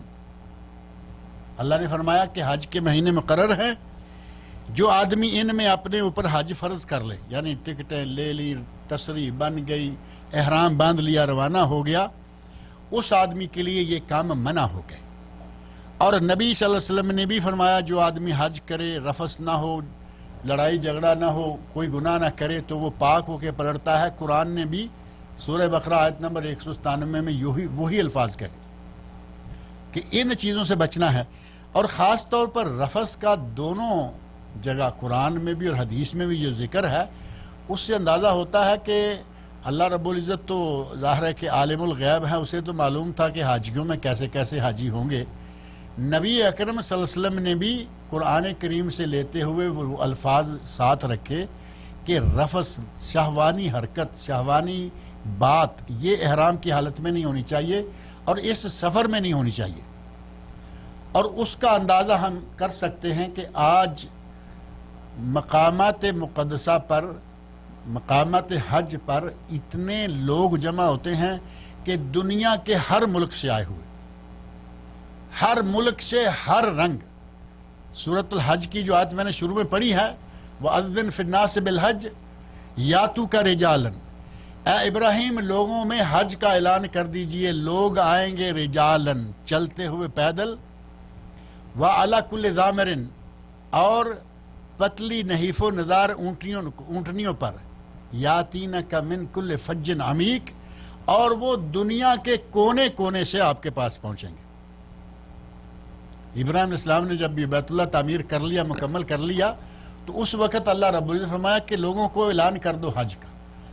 اب ابراہیم علیہ السلام کے اس اعلان کی برکت دیکھیں کہ آج دنیا کے واقعی ہر کونے سے حاجی پہنچ رہے ہوتے ہیں۔ کوئی ملک ایسا ہے جہاں حج کرنا منع ہے، جہاں سے آنا کوئی ملک نہیں۔ ملک کافروں کے ہیں لیکن وفد بے شمار آ رہے ہیں۔ آپ ہمارے قریب کے دونوں اپنے ملکوں سے دیکھ لیں، پاکستان اور انڈیا ہیں، دونوں مسلمان تو نہیں ہیں نا۔ ایک سیکولر یا کافر ملک ہے، ایک مسلمان ملک ہے۔ جو کافر یا سیکولر ہے وہاں سے حاجی مسلمان ملک سے بھی زیادہ آ رہے ہیں۔ اللہ نے ابراہیم علیہ السلام کی دعا کو قبول فرمایا، اس اعلان کو اتنی برکت عطا کی کہ دنیا کے کونے کونے میں اعلان پہنچا، لوگ آ رہے ہیں۔ کوئی کالا ہے، کوئی گورا ہے، کوئی کسی رنگ کا ہے، کوئی لمبا ہے، کوئی چھوٹا ہے۔ اور اس حج کے موقع پر خواتین بھی ہیں اور مرد بھی ہیں۔ خواتین مرد دونوں کا جو اجتماع ہے، اس میں چونکہ یہ گناہ ہونے کے وافر امکانات ہوتے ہیں، کیونکہ حج میں مکسنگ نہیں روک سکتا کوئی۔ گلیاں ہیں، سڑکیں ہیں، عرفات ہے، مسجد نبوی میں تھوڑا سا انتظام ہے، بیت اللہ میں ہو ہی نہیں سکتا۔ میاں بیوی اکٹھے جا رہے ہیں، یہ بھی میاں بیوی اکٹھے جا رہے ہیں، آپ کیا کریں گے؟ عورتیں الگ طواف کریں، مرد الگ کریں، آج تک نہ ہوا ہے نہ ہو سکتا ہے۔ مسجد نبوی میں صرف آنے اور بیٹھنے کی جگہ ہے، خواتین کو الگ کر دیا گیا۔ جیسے مسجد سے باہر نکلیں پھر اختلاط شروع ہو گیا۔ اللہ رب العزت نے بھی اور نبی صلی اللہ علیہ وسلم بھی خاص طور پر اس لیے یہ لفظ استعمال کیا کہ کوئی شہوانی حرکت اور کوئی شہوانی بات نہیں ہونی چاہیے۔ یہ نہ ہو کہ ملی جلی عورتیں ہیں، حاجی صاحب نے احرام باندھا ہوا ہے اور وہ تاڑ میں ہے کہ یہ گوری ہے، یہ کالی ہے، یہ لمبی ہے، یہ چھوٹی ہے، حج کو خراب کر لے گا۔ اللہ رب العزت نے سورۃ البقرہ میں فرمایا ہے الحج اشہر معلومات فمن فرض فیہن الحج، خاص طور پر ان امور کا خیال رکھنا ہے کہ حج کے دوران یہ نہ ہو اور قرآن کریم میں نبی اکرم صلی اللہ علیہ وسلم سے اضافی ایک لفظ ہے، ولا جدال فی الحج، حج میں جھگڑا نہیں ہونا۔ اب ہم سیٹ کے معاملے میں بس کے دروازے پہ جھگڑنا شروع ہو جاتا ہے، اور جھگڑا ہے کہ یہ سیٹ میری ہے اور دوسرا کہتا ہے نہیں میری ہے۔ بہت کوشش کرتے ہیں حملے والے، سیٹوں کے نمبر بک ہو جاتے ہیں، نشان لگ جاتے ہیں، یہ ہو لیکن اندر بیٹھتے بیٹھتے یہیں جھگڑا شروع، قرآن کی نافرمانی، نبی صلی اللہ علیہ وسلم کے فرمان کی نافرمانی۔ یہاں جھگڑے سے بچ گئے، سیٹیں طے ہیں، راستے میں جا کے جمع قصر کا مسئلہ آیا، پھر جھگڑا شروع۔ کچھ کہہ رہے ہیں ہم نہیں کرتے، کچھ کہہ رہے ہیں ہم کریں گے۔ جھگڑا ہوا نہیں ہوا؟ اس حج کے دوران کوشش کریں کہ اپنے دلوں میں وسعت پیدا کریں، دلوں کو ذرا کھلا رکھیں اور جھگڑے کی نوبت نہ آنے پائے۔ سیٹ کا مسئلہ ہے، کوئی بات نہیں، برداشت کریں۔ پھر اتنی سی بس ہے، اس میں 50 لوگ بیٹھے ہوئے ہیں اور 16 گھنٹے بیٹھے رہنا ہے۔ اتنے جوڑ کے بیٹھے رہنے میں پھر راستے میں جاتے ہوئے کہیں نہ کہیں کلیش ہو جاتا ہے، جلدی گزرتے ہوئے ساتھ والا ہے، اس کو تھوڑا سا ٹھوکر لگ گئی اور وہ گالی گلوچ شروع کر دے۔ فلا رفث ولا فسوق ولا جدال فی الحج۔ حج کے دوران، اس سفر کے دوران یہ نہیں، سارے معاملات میں آپ نے اچھی طرح بچا کے رہنا ہے، اور اس طرح چلتے ہوئے پورے ایک دوسرے کا خیال رکھتے ہوئے آپ میقات پر پہنچ گئے۔ میقات دو طرح کے ہیں، ایک میقات مکانی اور ایک میقات زمانی۔ میقات زمانی کا معنی کہ حج کے لیے احرام کب باندھا جا سکتا ہے، یہ زمان یعنی وقت۔ اس کے لیے میں نے شروع میں ذکر کیا ہے کہ شوال کا مہینہ، عید الفطر کے دن سے لے کر 8 تاریخ تک جب بھی آپ چاہیں احرام باندھ سکتے ہیں حج کا۔ اگر کوئی قران کرنا چاہے تب، تمتع کرنا چاہے تو عمرے کا، افراد کرنا چاہے تب، اس دن سے لے کے مسلسل کسی بھی وقت آپ احرام باندھ سکتے ہیں۔ قران، تمتع اور افراد جو ہیں ان کی الگ الگ تقسیم انشاءاللہ اگلے درس میں ذکر کریں گے۔ میقات پر پہنچ کر آپ کو احرام باندھنا ہے۔ احرام باندھنے کے لیے غسل کرنا فرض نہیں ہے، اگر کوئی کر لے تو اچھا ہے، نبی اکرم صلی اللہ علیہ وسلم نے غسل فرمایا تھا۔ فرض نہیں، کر لیں۔ اگر طبیعت نہیں مانتی، خاص طور پر ہمارے بس پہ جانے والے لوگ 16 گھنٹے جب مسلسل بس میں رہتے ہیں تو طبیعت میں ظاہر ہے کہ تھوڑی سستی سی آ جاتی ہے۔ اگر نہیں نہانا چاہتے، آپ غسل کیا ہے، گھر سے صاف صفائی سب فارغ ہو کے گئے ہیں، وہاں جا کے صرف وضو کر لیں اور احرام باندھ لیں۔ احرام طہارت کی حالت میں باندھنا ہے، چاہے غسل سے طہارت لیں یا وضو سے، کسی بھی حالت میں آپ احرام باندھ سکتے ہیں۔ افضل ہے غسل کرنا اور جائز ہے وضو کر لینا۔ احرام باندھنا کیسے ہے؟ 2 چادریں مردوں کے لیے معروف ہے۔ جوتے کے معاملے میں ہم بڑے پریشان رہتے ہیں، جی اس میں ٹانکا لگا ہوا ہے، اس میں دھاگا لگا ہوا ہے، اس میں یہ ہے، حتیٰ کہ پلاسٹک کے جوتے میں صرف ڈیزائن ہوتا ہے دھاگے کا، اس ڈیزائن کو دیکھ کے ہمارے لوگ گھبرائے ہوئے ہوتے ہیں، یہ دھاگا لگتا ہے۔ حالانکہ جوتے میں کسی قسم کی کوئی ممانعت نہیں ہے، جو جوتا چاہیں آپ پہنیں، ایک شرط ہے صرف کہ جوتا ٹخنے سے اوپر نہ آ جائے۔ بعض جوتے ہوتے ہیں نا کہ وہ آدھی پنڈلی تک آئے ہوئے ہوتے ہیں، کچھ ہیں کہ وہ ٹخنے سے تھوڑے اوپر ہوتے ہیں لیکن آدھی پنڈلی تک نہیں جاتے، یہ جوتے منع ہیں۔ اگر کوئی آدمی چمڑے کا موزہ پہنے ہوئے ہے، جوتا اس کے پاس ہے ہی نہیں، تو ایک حدیث میں آتا ہے کہ نبی اکرم صلی اللہ علیہ وسلم فرمایا کہ جو آدمی من لم یجد نعلین فلیلبس الخفین، جو جوتے نہ پائے وہ موزے پہن لے اور اپنے موزوں کو ٹخنوں کے اوپر سے کاٹ لے۔ وہ موزہ تو اوپر تک ہوتا ہے نا، جیسے جراب ہے، ساکس کی طرح۔ آپ نے فرمایا کہ ٹخنے سے اوپر ہے کاٹ لیں، اور اگر جوتا ٹخنے سے اوپر ہے یا کو اس کو کاٹ لیں یا وہ چھوڑ دیں۔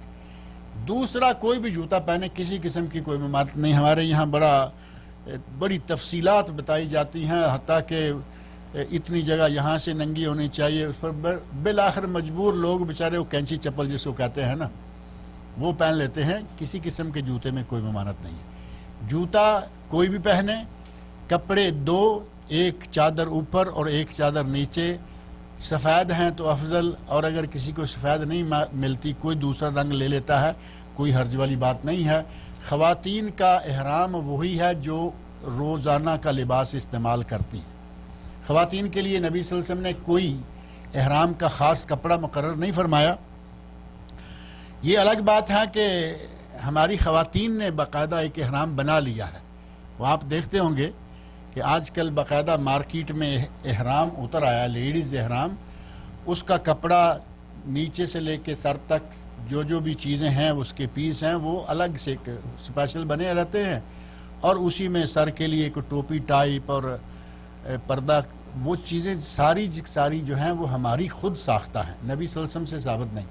جو لباس روزانہ استعمال کرتی ہیں اسی طرح کا لباس، شرط یہ ہے کہ وہ پتلا نہ ہو کہ جسم کا رنگ نظر آئے، اور اتنا ٹائٹ نہ ہو کہ جسم کے اعضاء نظر آئے، یعنی عورت کے موٹی پتلی پتہ نہیں چلنا چاہیے، کھلا لباس ہے بس اتنا کافی ہے۔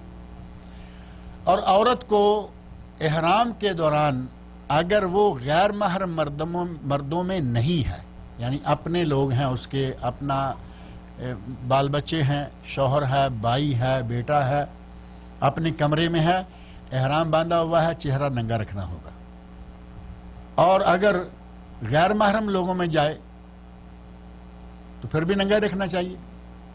ہمارے یہاں بڑے زور سے یہ مسئلہ بتایا جاتا ہے کہ عورت چہرہ ننگا رکھے، جبکہ نبی صلی اللہ علیہ وسلم کے ساتھ جن خواتین نے حج کیا، آپ کے گھر والوں نے، دوسرے لوگوں نے، ان کے بیانات کتب حدیث میں موجود ہیں بادلائل اور صحیح سند سے ثابت۔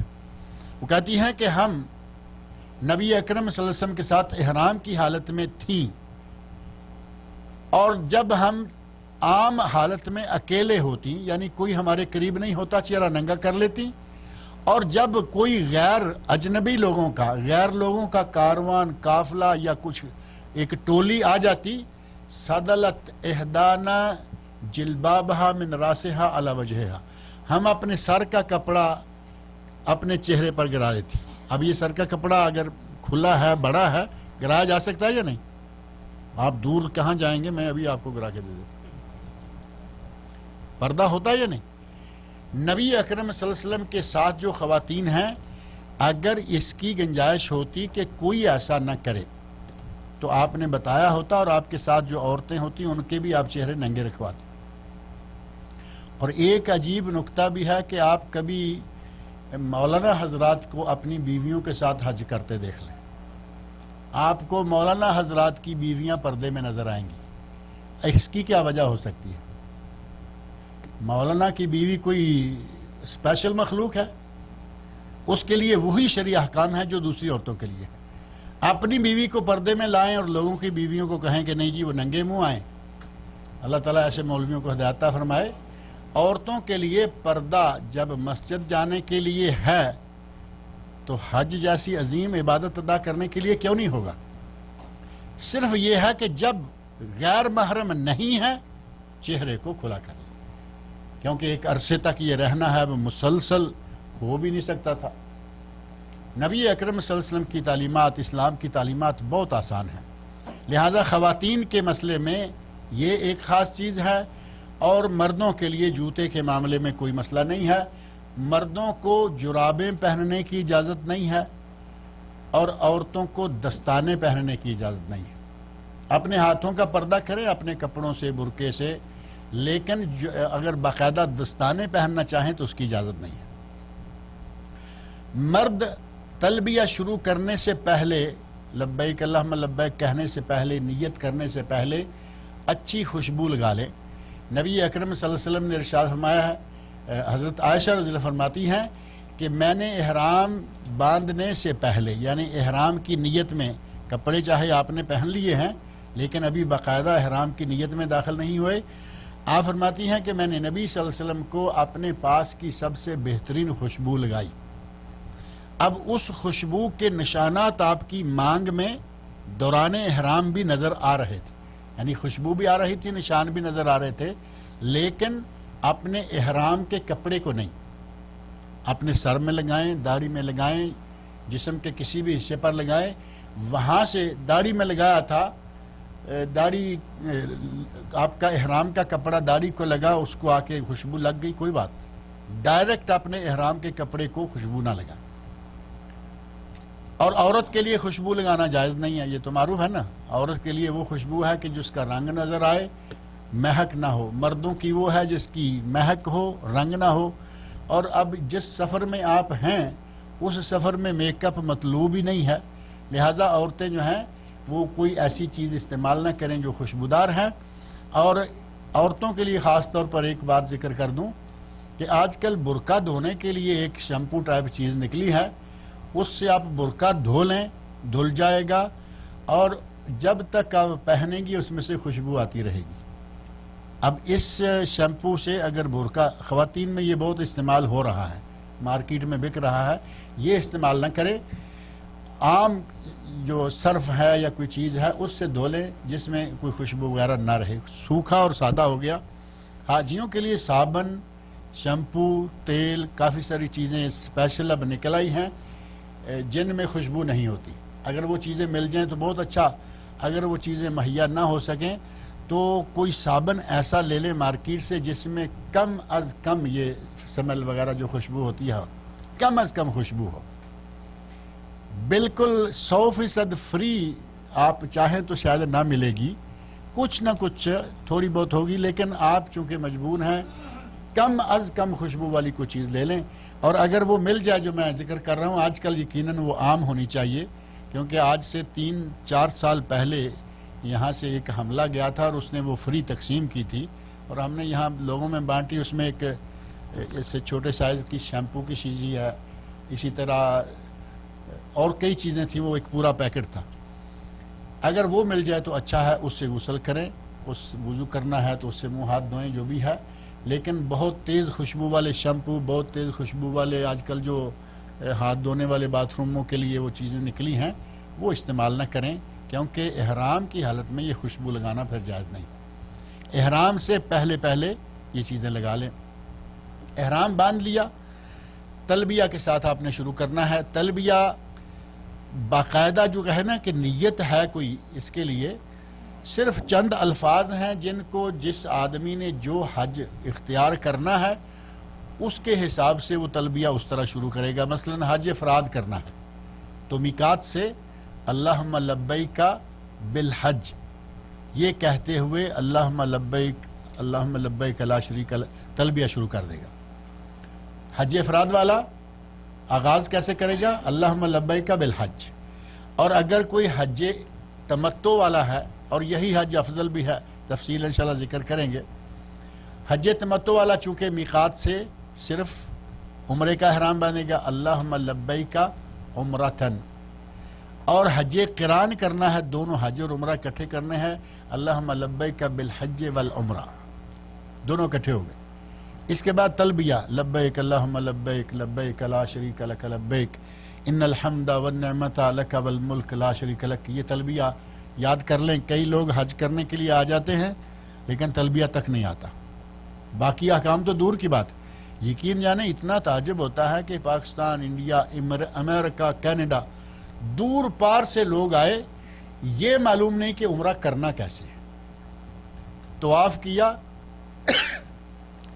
کیا، احرام اتارا، بال کٹوائے اور اپنے ہوٹل میں بیٹھ گئے، پتہ ہی نہیں کہ آگے ایک بہت بڑا کام صحیح باقی ہے۔ اسی طرح بہت سارے لاپرواہیاں ہوتی ہیں، کچھ نہ کچھ پڑھ کے، کچھ نہ کچھ سن کے، کچھ نہ کچھ سمجھ کے جانا چاہیے۔ احرام کی حالت میں ناخن کاٹنا جائز نہیں۔ پتھر لگا، پاؤں کا ناخن آدھا ٹوٹ گیا انگوٹھے کا، اب باقی کا آدھا آپ خود کاٹ لیں، کوئی حرج نہیں، کیونکہ اگر نہیں کاٹیں گے تو وہ آپ کو مسلسل اذیت میں رکھے گا، ہو سکتا ہے جڑ سے بھی نکل جائے کسی وقت، وہ کاٹ لیں، کوئی حرج نہیں۔ بال کاٹنا منع ہے، نہاتے ہوئے گر جائیں، سوتے ہوئے گر جائیں، کوئی حرج نہیں۔ ہمارے بڑے پریشان ہو جاتے ہیں، جی میں نہا رہا تھا، میں نے دیکھا نیچے بال پڑا ہوا۔ بھئی آپ نے نہیں نکالا، کھینچ کے نکالیں گے ایک بھی بال تو اس پہ آپ کو بکرے کا ایک ہدیہ دینا پڑ جائے گا، لیکن خود بخود چاہے جتنے نکلیں، بال نہیں کاٹ سکتے، خوشبو نہیں لگا سکتے، جو پہلی لگی ہوئی آ رہی ہے کوئی بات نہیں ہے، ناخن نہیں کاٹ سکتے، میاں بیوی کے تعلقات ٹوٹلی منع، ہاتھ تک نہیں لگا سکتے، شکار نہیں کر سکتے، خاص طور پر بری شکار۔ اگر کوئی سمندر میں آ رہا ہے احرام باندھ کے مچھلی وغیرہ پکڑنا چاہتا ہے، اس کی ممانعت نہیں ہے۔ اور حرم کے درخت نہیں کاٹ سکتے۔ یہ ساری چیزیں جو ہیں ان کو ذہن میں رکھنا ہے، اور اپنے سر کو مرد ننگا رکھیں گے۔ اگر کسی کو کوئی سامان اٹھانا پڑ جائے تو ظاہر بعض دفعہ ہاتھ سے اٹھائے آدمی یہ ہاتھ تھک گیا، یہ بھی تھک گیا، اب کیا کرے گا؟ سر پہ رکھ لے، کوئی حرج نہیں ہے۔ سر ڈھک گیا ہے ضرور، لیکن ٹوپی سے نہیں۔ سامان ہے، بکچی ہے، کوئی گٹھڑی ہے، کوئی بریف کیس ہے، اس سے کوئی حرج نہیں۔ اسی طرح احرام کے دوران ضرورت پڑے نہا سکتا ہے، کوئی حرج نہیں ہے۔ گرمی زیادہ ہوگی، پسینہ بہت آ گیا، نہا لے، کوئی بات نہیں۔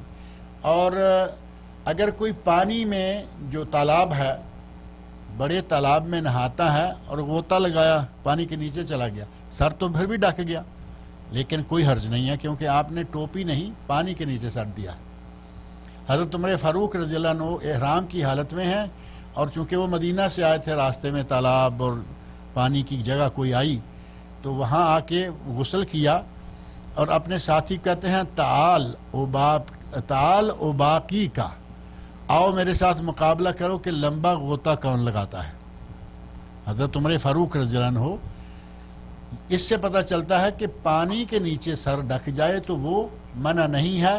ان ساری پابندیوں کو سامنے رکھتے ہوئے، گنجائشوں کو سامنے رکھتے ہوئے مکہ مکرمہ کی طرف روانہ ہوتے تلبیہ کہتے جائیں مسلسل۔ ہمارا تو میقات مشہور ہے نا، طائف، میں لگے ہاتھوں باقی بھی ذکر کر دوں، ہمارا طائف ہے۔ اگر جسے آج کل السیل الکبیر کہا جاتا ہے، اگر کوئی مدینہ سے آ رہا ہے تو آج مدینہ کے اندر آ گیا ذوالحلیفہ، وہ ان کا میقات ہے۔ جو یمن سے آتے ہیں ان کا یلملم ہے، اس کو آج کل سعدیہ کہتے ہیں۔ جو آدمی شام سے اور مصر سے آ رہے ہیں ان کے لیے جحفہ ہے، جحفہ۔ وہاں سے آ رہے ہیں آج کل وہ رابغ سے احرام باندھتے ہیں، جحفہ بے آباد ہو گیا ہے۔ اور ذات عراق والوں کے لیے ہے۔ یہ پانچوں نبی اکرم صلی اللہ علیہ وسلم نے مقرر فرمائے ہیں، اور جدہ میقات نہیں ہے، یہ طے ہے۔ لوگ آ کے جدہ سے احرام باندھتے ہیں، پیچھے سے ایسے ہی آگے جدہ میں اترے اور احرام، وہ بالکل غلط کرتے ہیں، ان کو دم دینا پڑے گا۔ ان مواقیت سے جس کو جو میقات لگتا ہے احرام باندھے، اور تلبیہ کہتے ہوئے مکہ مکرمہ کی طرف روانہ ہوں۔ اور یہ تلبیہ کب تک جاری رہے گا؟ جب آپ حرم میں داخل ہو گئے، اور ظاہر ہے کہ اب آپ نے طواف شروع کرنا ہے، اب تلبیہ کہنا بند کر دیں۔ میرا خیال ہے باقی کا آئندہ پہ رکھ لیں، کیونکہ سوالات بھی ہیں۔ انشاءاللہ اگلے میں کافی تفصیل کے ساتھ حج کا طریقہ، تینوں کا الگ الگ جو فرق ہے وہ بھی، اور دیگر اشیاء جو بھی ہیں اللہ کی توفیق سے انشاءاللہ ذکر کریں گے۔ اللہ تعالیٰ مجھے اور آپ سب لوگوں کو قرآن و سنت سمجھنے اور ان پر عمل کرنے کی توفیق عطا فرمائے۔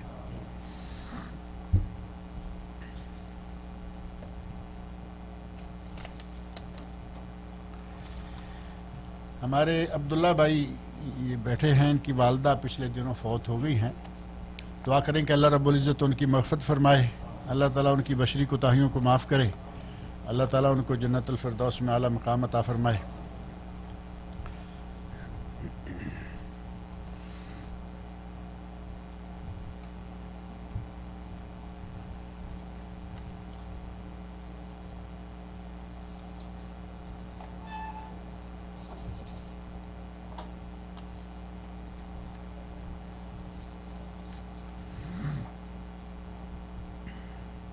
ایک سوال کسی نے کیا ہے کہ حج تمتع کا ذکر قرآن میں ملتا ہے، افراد قران کا نہیں ملتا۔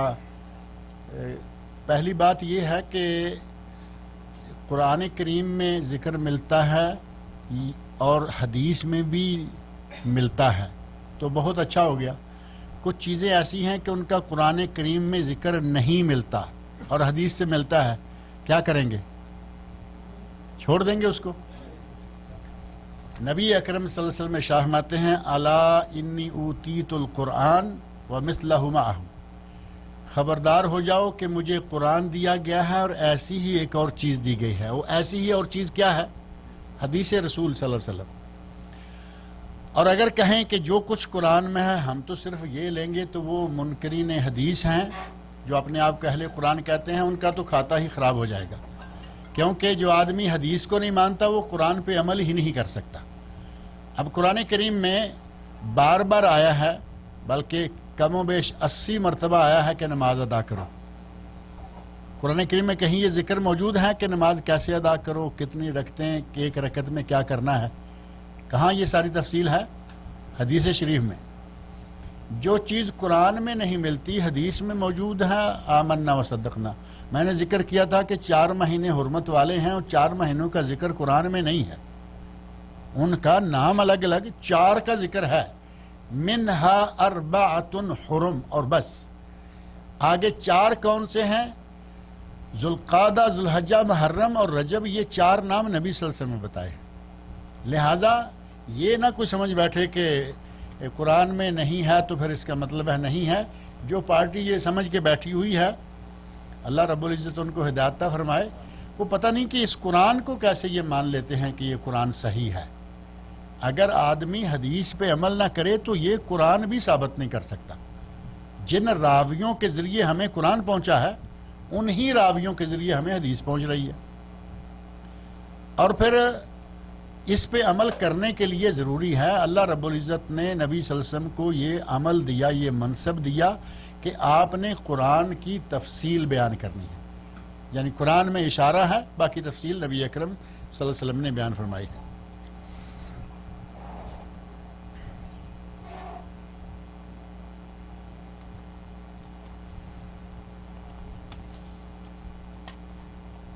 کون لوگ حج افراد کر سکتے ہیں؟ مکہ والے، جدہ والے، طائف والے جو ہر سال کرتے رہتے ہیں وہ عموماً حج افراد کرتے ہیں، اور حج افراد میں چونکہ قربانی نہیں ہوتی، سستا ہو جاتا ہے ذرا، لیکن اگر کوئی باہر کا بھی کرنا چاہے تو وہ بھی، مثلا یہاں سے آپ لوگ جاتے ہیں پاکستان، انڈیا، بنگلہ دیش، کوئی بھی آنا چاہتا ہے، حج افراد کسی کے لیے بھی منع نہیں۔ تینوں حج کی اقسام، افراد، قران، تمتع، تینوں کوئی بھی آدمی کر سکتا ہے، کسی کے لیے کوئی قسم جو ہے وہ منع نہیں ہے۔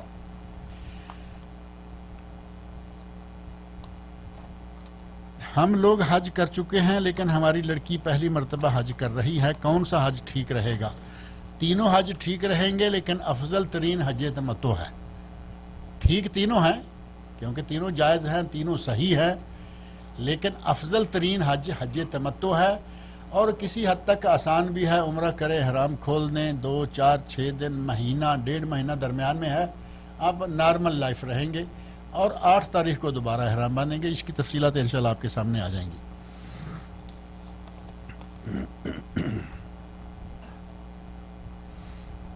حج تمتع کر رہے ہوں تو عمرہ کا احرام میقات سے باندھیں گے اور عمرہ کرنے کے بعد احرام اتار دیں گے۔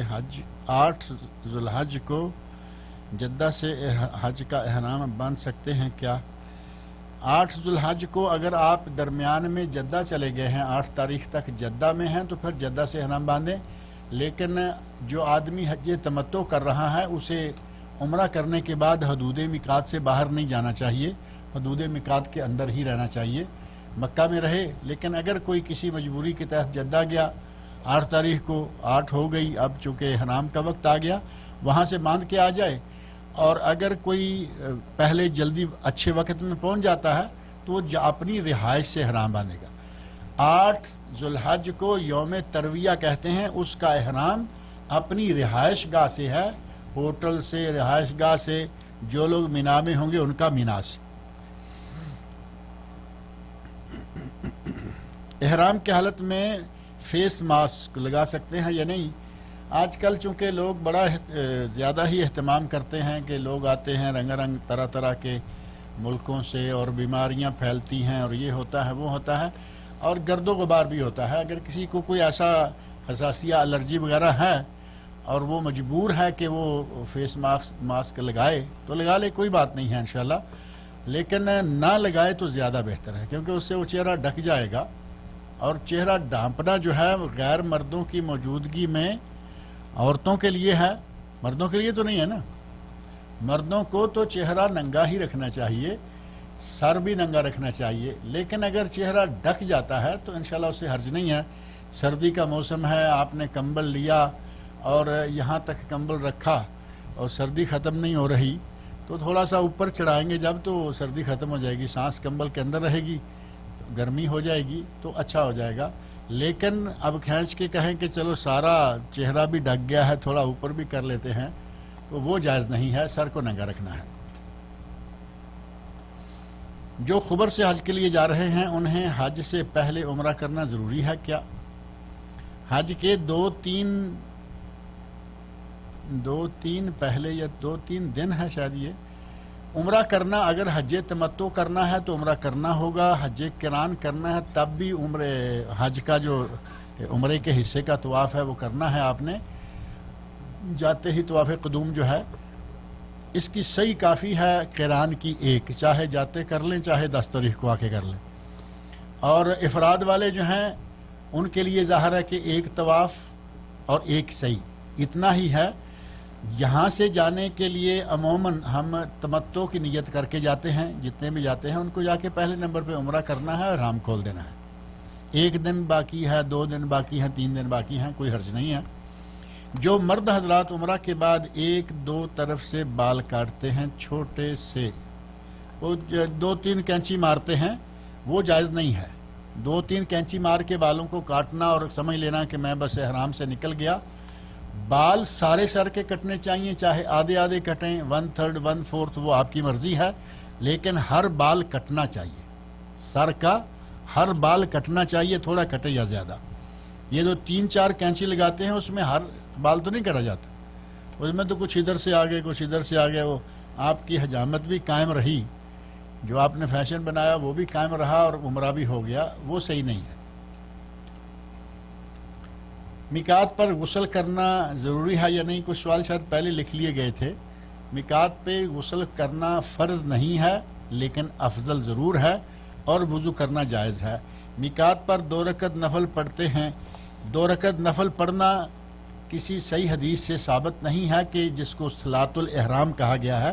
صلاۃ الاحرام نام کی کوئی چیز نہیں ہے، لیکن اگر کوئی وضو کر کے یا غسل کر کے مسجد میں جا کے بیٹھ گیا، میقات والی مسجد میں دوسرے لوگوں کے انتظار میں ہے کہ سب اکٹھے نکلیں گے، تو ایسی شکل میں تحیت المسجد کی 2 رکعتیں پڑھے گا، اس کے لیے کافی ہے. فجر کا وقت ہے، فجر پڑھ لے گا، کافی ہے. ظہر عصر مغرب عشاء کوئی بھی وقت ہے وہ نماز فرض پڑھ لے گا، کافی ہے. اسپیشل احرام کی 2 رکعتیں ثابت نہیں ہیں. وادی عقیق مدینہ منورہ، وہاں سے نکلنے والوں کے لیے عموماً جو ذوالحلیفہ ہے وہاں 2 رکعتیں پڑھی. نبی صلی اللہ علیہ وسلم نے وہاں فرض نماز ظہر پڑھی تھی. لہٰذا یہ جو ہمارے یہاں مشکل بن جاتی ہے نا کہ ہم وہ 2 رکعتیں، جہاز والے پوچھتے ہیں عموماً کہ ہم جہاز سے جا رہے ہیں تو وہ 2 رکعتیں کیسے پڑھیں گے اور کہاں پڑھیں گے. اب وہ یا تو اپنے گھر میں پڑھ لیں اگر ضرور پڑھنی ہی پڑھنی ہے. تو چونکہ اس نام کی صلاۃ الاحرام نام کی کوئی نماز خاص جو ہے وہ ثابت نہیں ہے. آپ جب چاہیں جس طرح چاہیں وہاں پہنچیں، اور کوئی اگر رکتا ہے مسجد میں تحیت المسجد کی رکھتے پڑے، وہ صحیح ہیں. پہلی ذوالحج کے بعد بال ناخن کاٹنا حاجی کے لیے یہ پابندی نہیں ہے. یہ پریشانی ہوتی ہے ہمارے لوگوں کو کہ حج پہ جا رہے ہیں تو بال ناخن. اب یہاں سے حاجی عموماً نکلتے ہیں 4 کو، 4 ذوالحج کو یا 5 کو یا 6 کو، اور ایک مرتبہ ایسا ہو گیا تھا کہ 8 ہو گئی تھی، وہاں پہنچتے 8 ہو گئی تھی، 7 کو نکلے. وہ تاریخ کی تبدیلی 2-3 دن کے بعد اعلان ہوئی. تو اگر اس طرح ہوتا ہے کہ آپ یہاں سے نکلے اور 4 کو نکلے، 5 کو نکلے، 3 کو نکلے، تو ظاہر ہے کہ نکلنے سے پہلے ضروری ہے کہ آپ ناخن بال یہ وہ کاٹ کے تیار ہو کے جائیں. تو آپ کی تو پابندی ختم ہو گئی. اگر یہاں نہیں ہوئی، آپ نے پہلے سے چاند نکلنے سے پہلے سے تیاری کر رکھی تھی، اب آپ نے جا کے عمرہ کیا تو بال کٹوائیں گے یا نہیں؟ آپ کے لیے یہ پابندی ٹوٹے ہی ٹوٹے. لہذا ان کے لیے نہیں، جو اپنے گھروں میں رہتے ہوئے قربانی کرنے والے، یہ ان کے لیے پابندی ہے.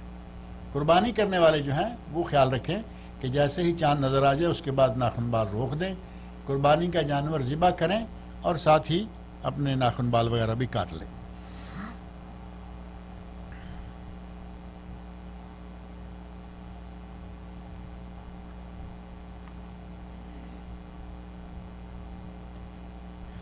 یہ سوال شاید وہی ہے پہلے کہ حج تمتع کرنے والے عمرہ کرنے کے بعد احرام کھولنے کے بعد دوبارہ سے حج کے لیے احرام کہاں سے باندھیں گے. وہ بات پہلے ہو گئی ہے. اللہ رب العزت مجھے اور آپ سب لوگوں کو سنت کے مطابق حج ادا کرنے کی توفیق عطا فرمائے.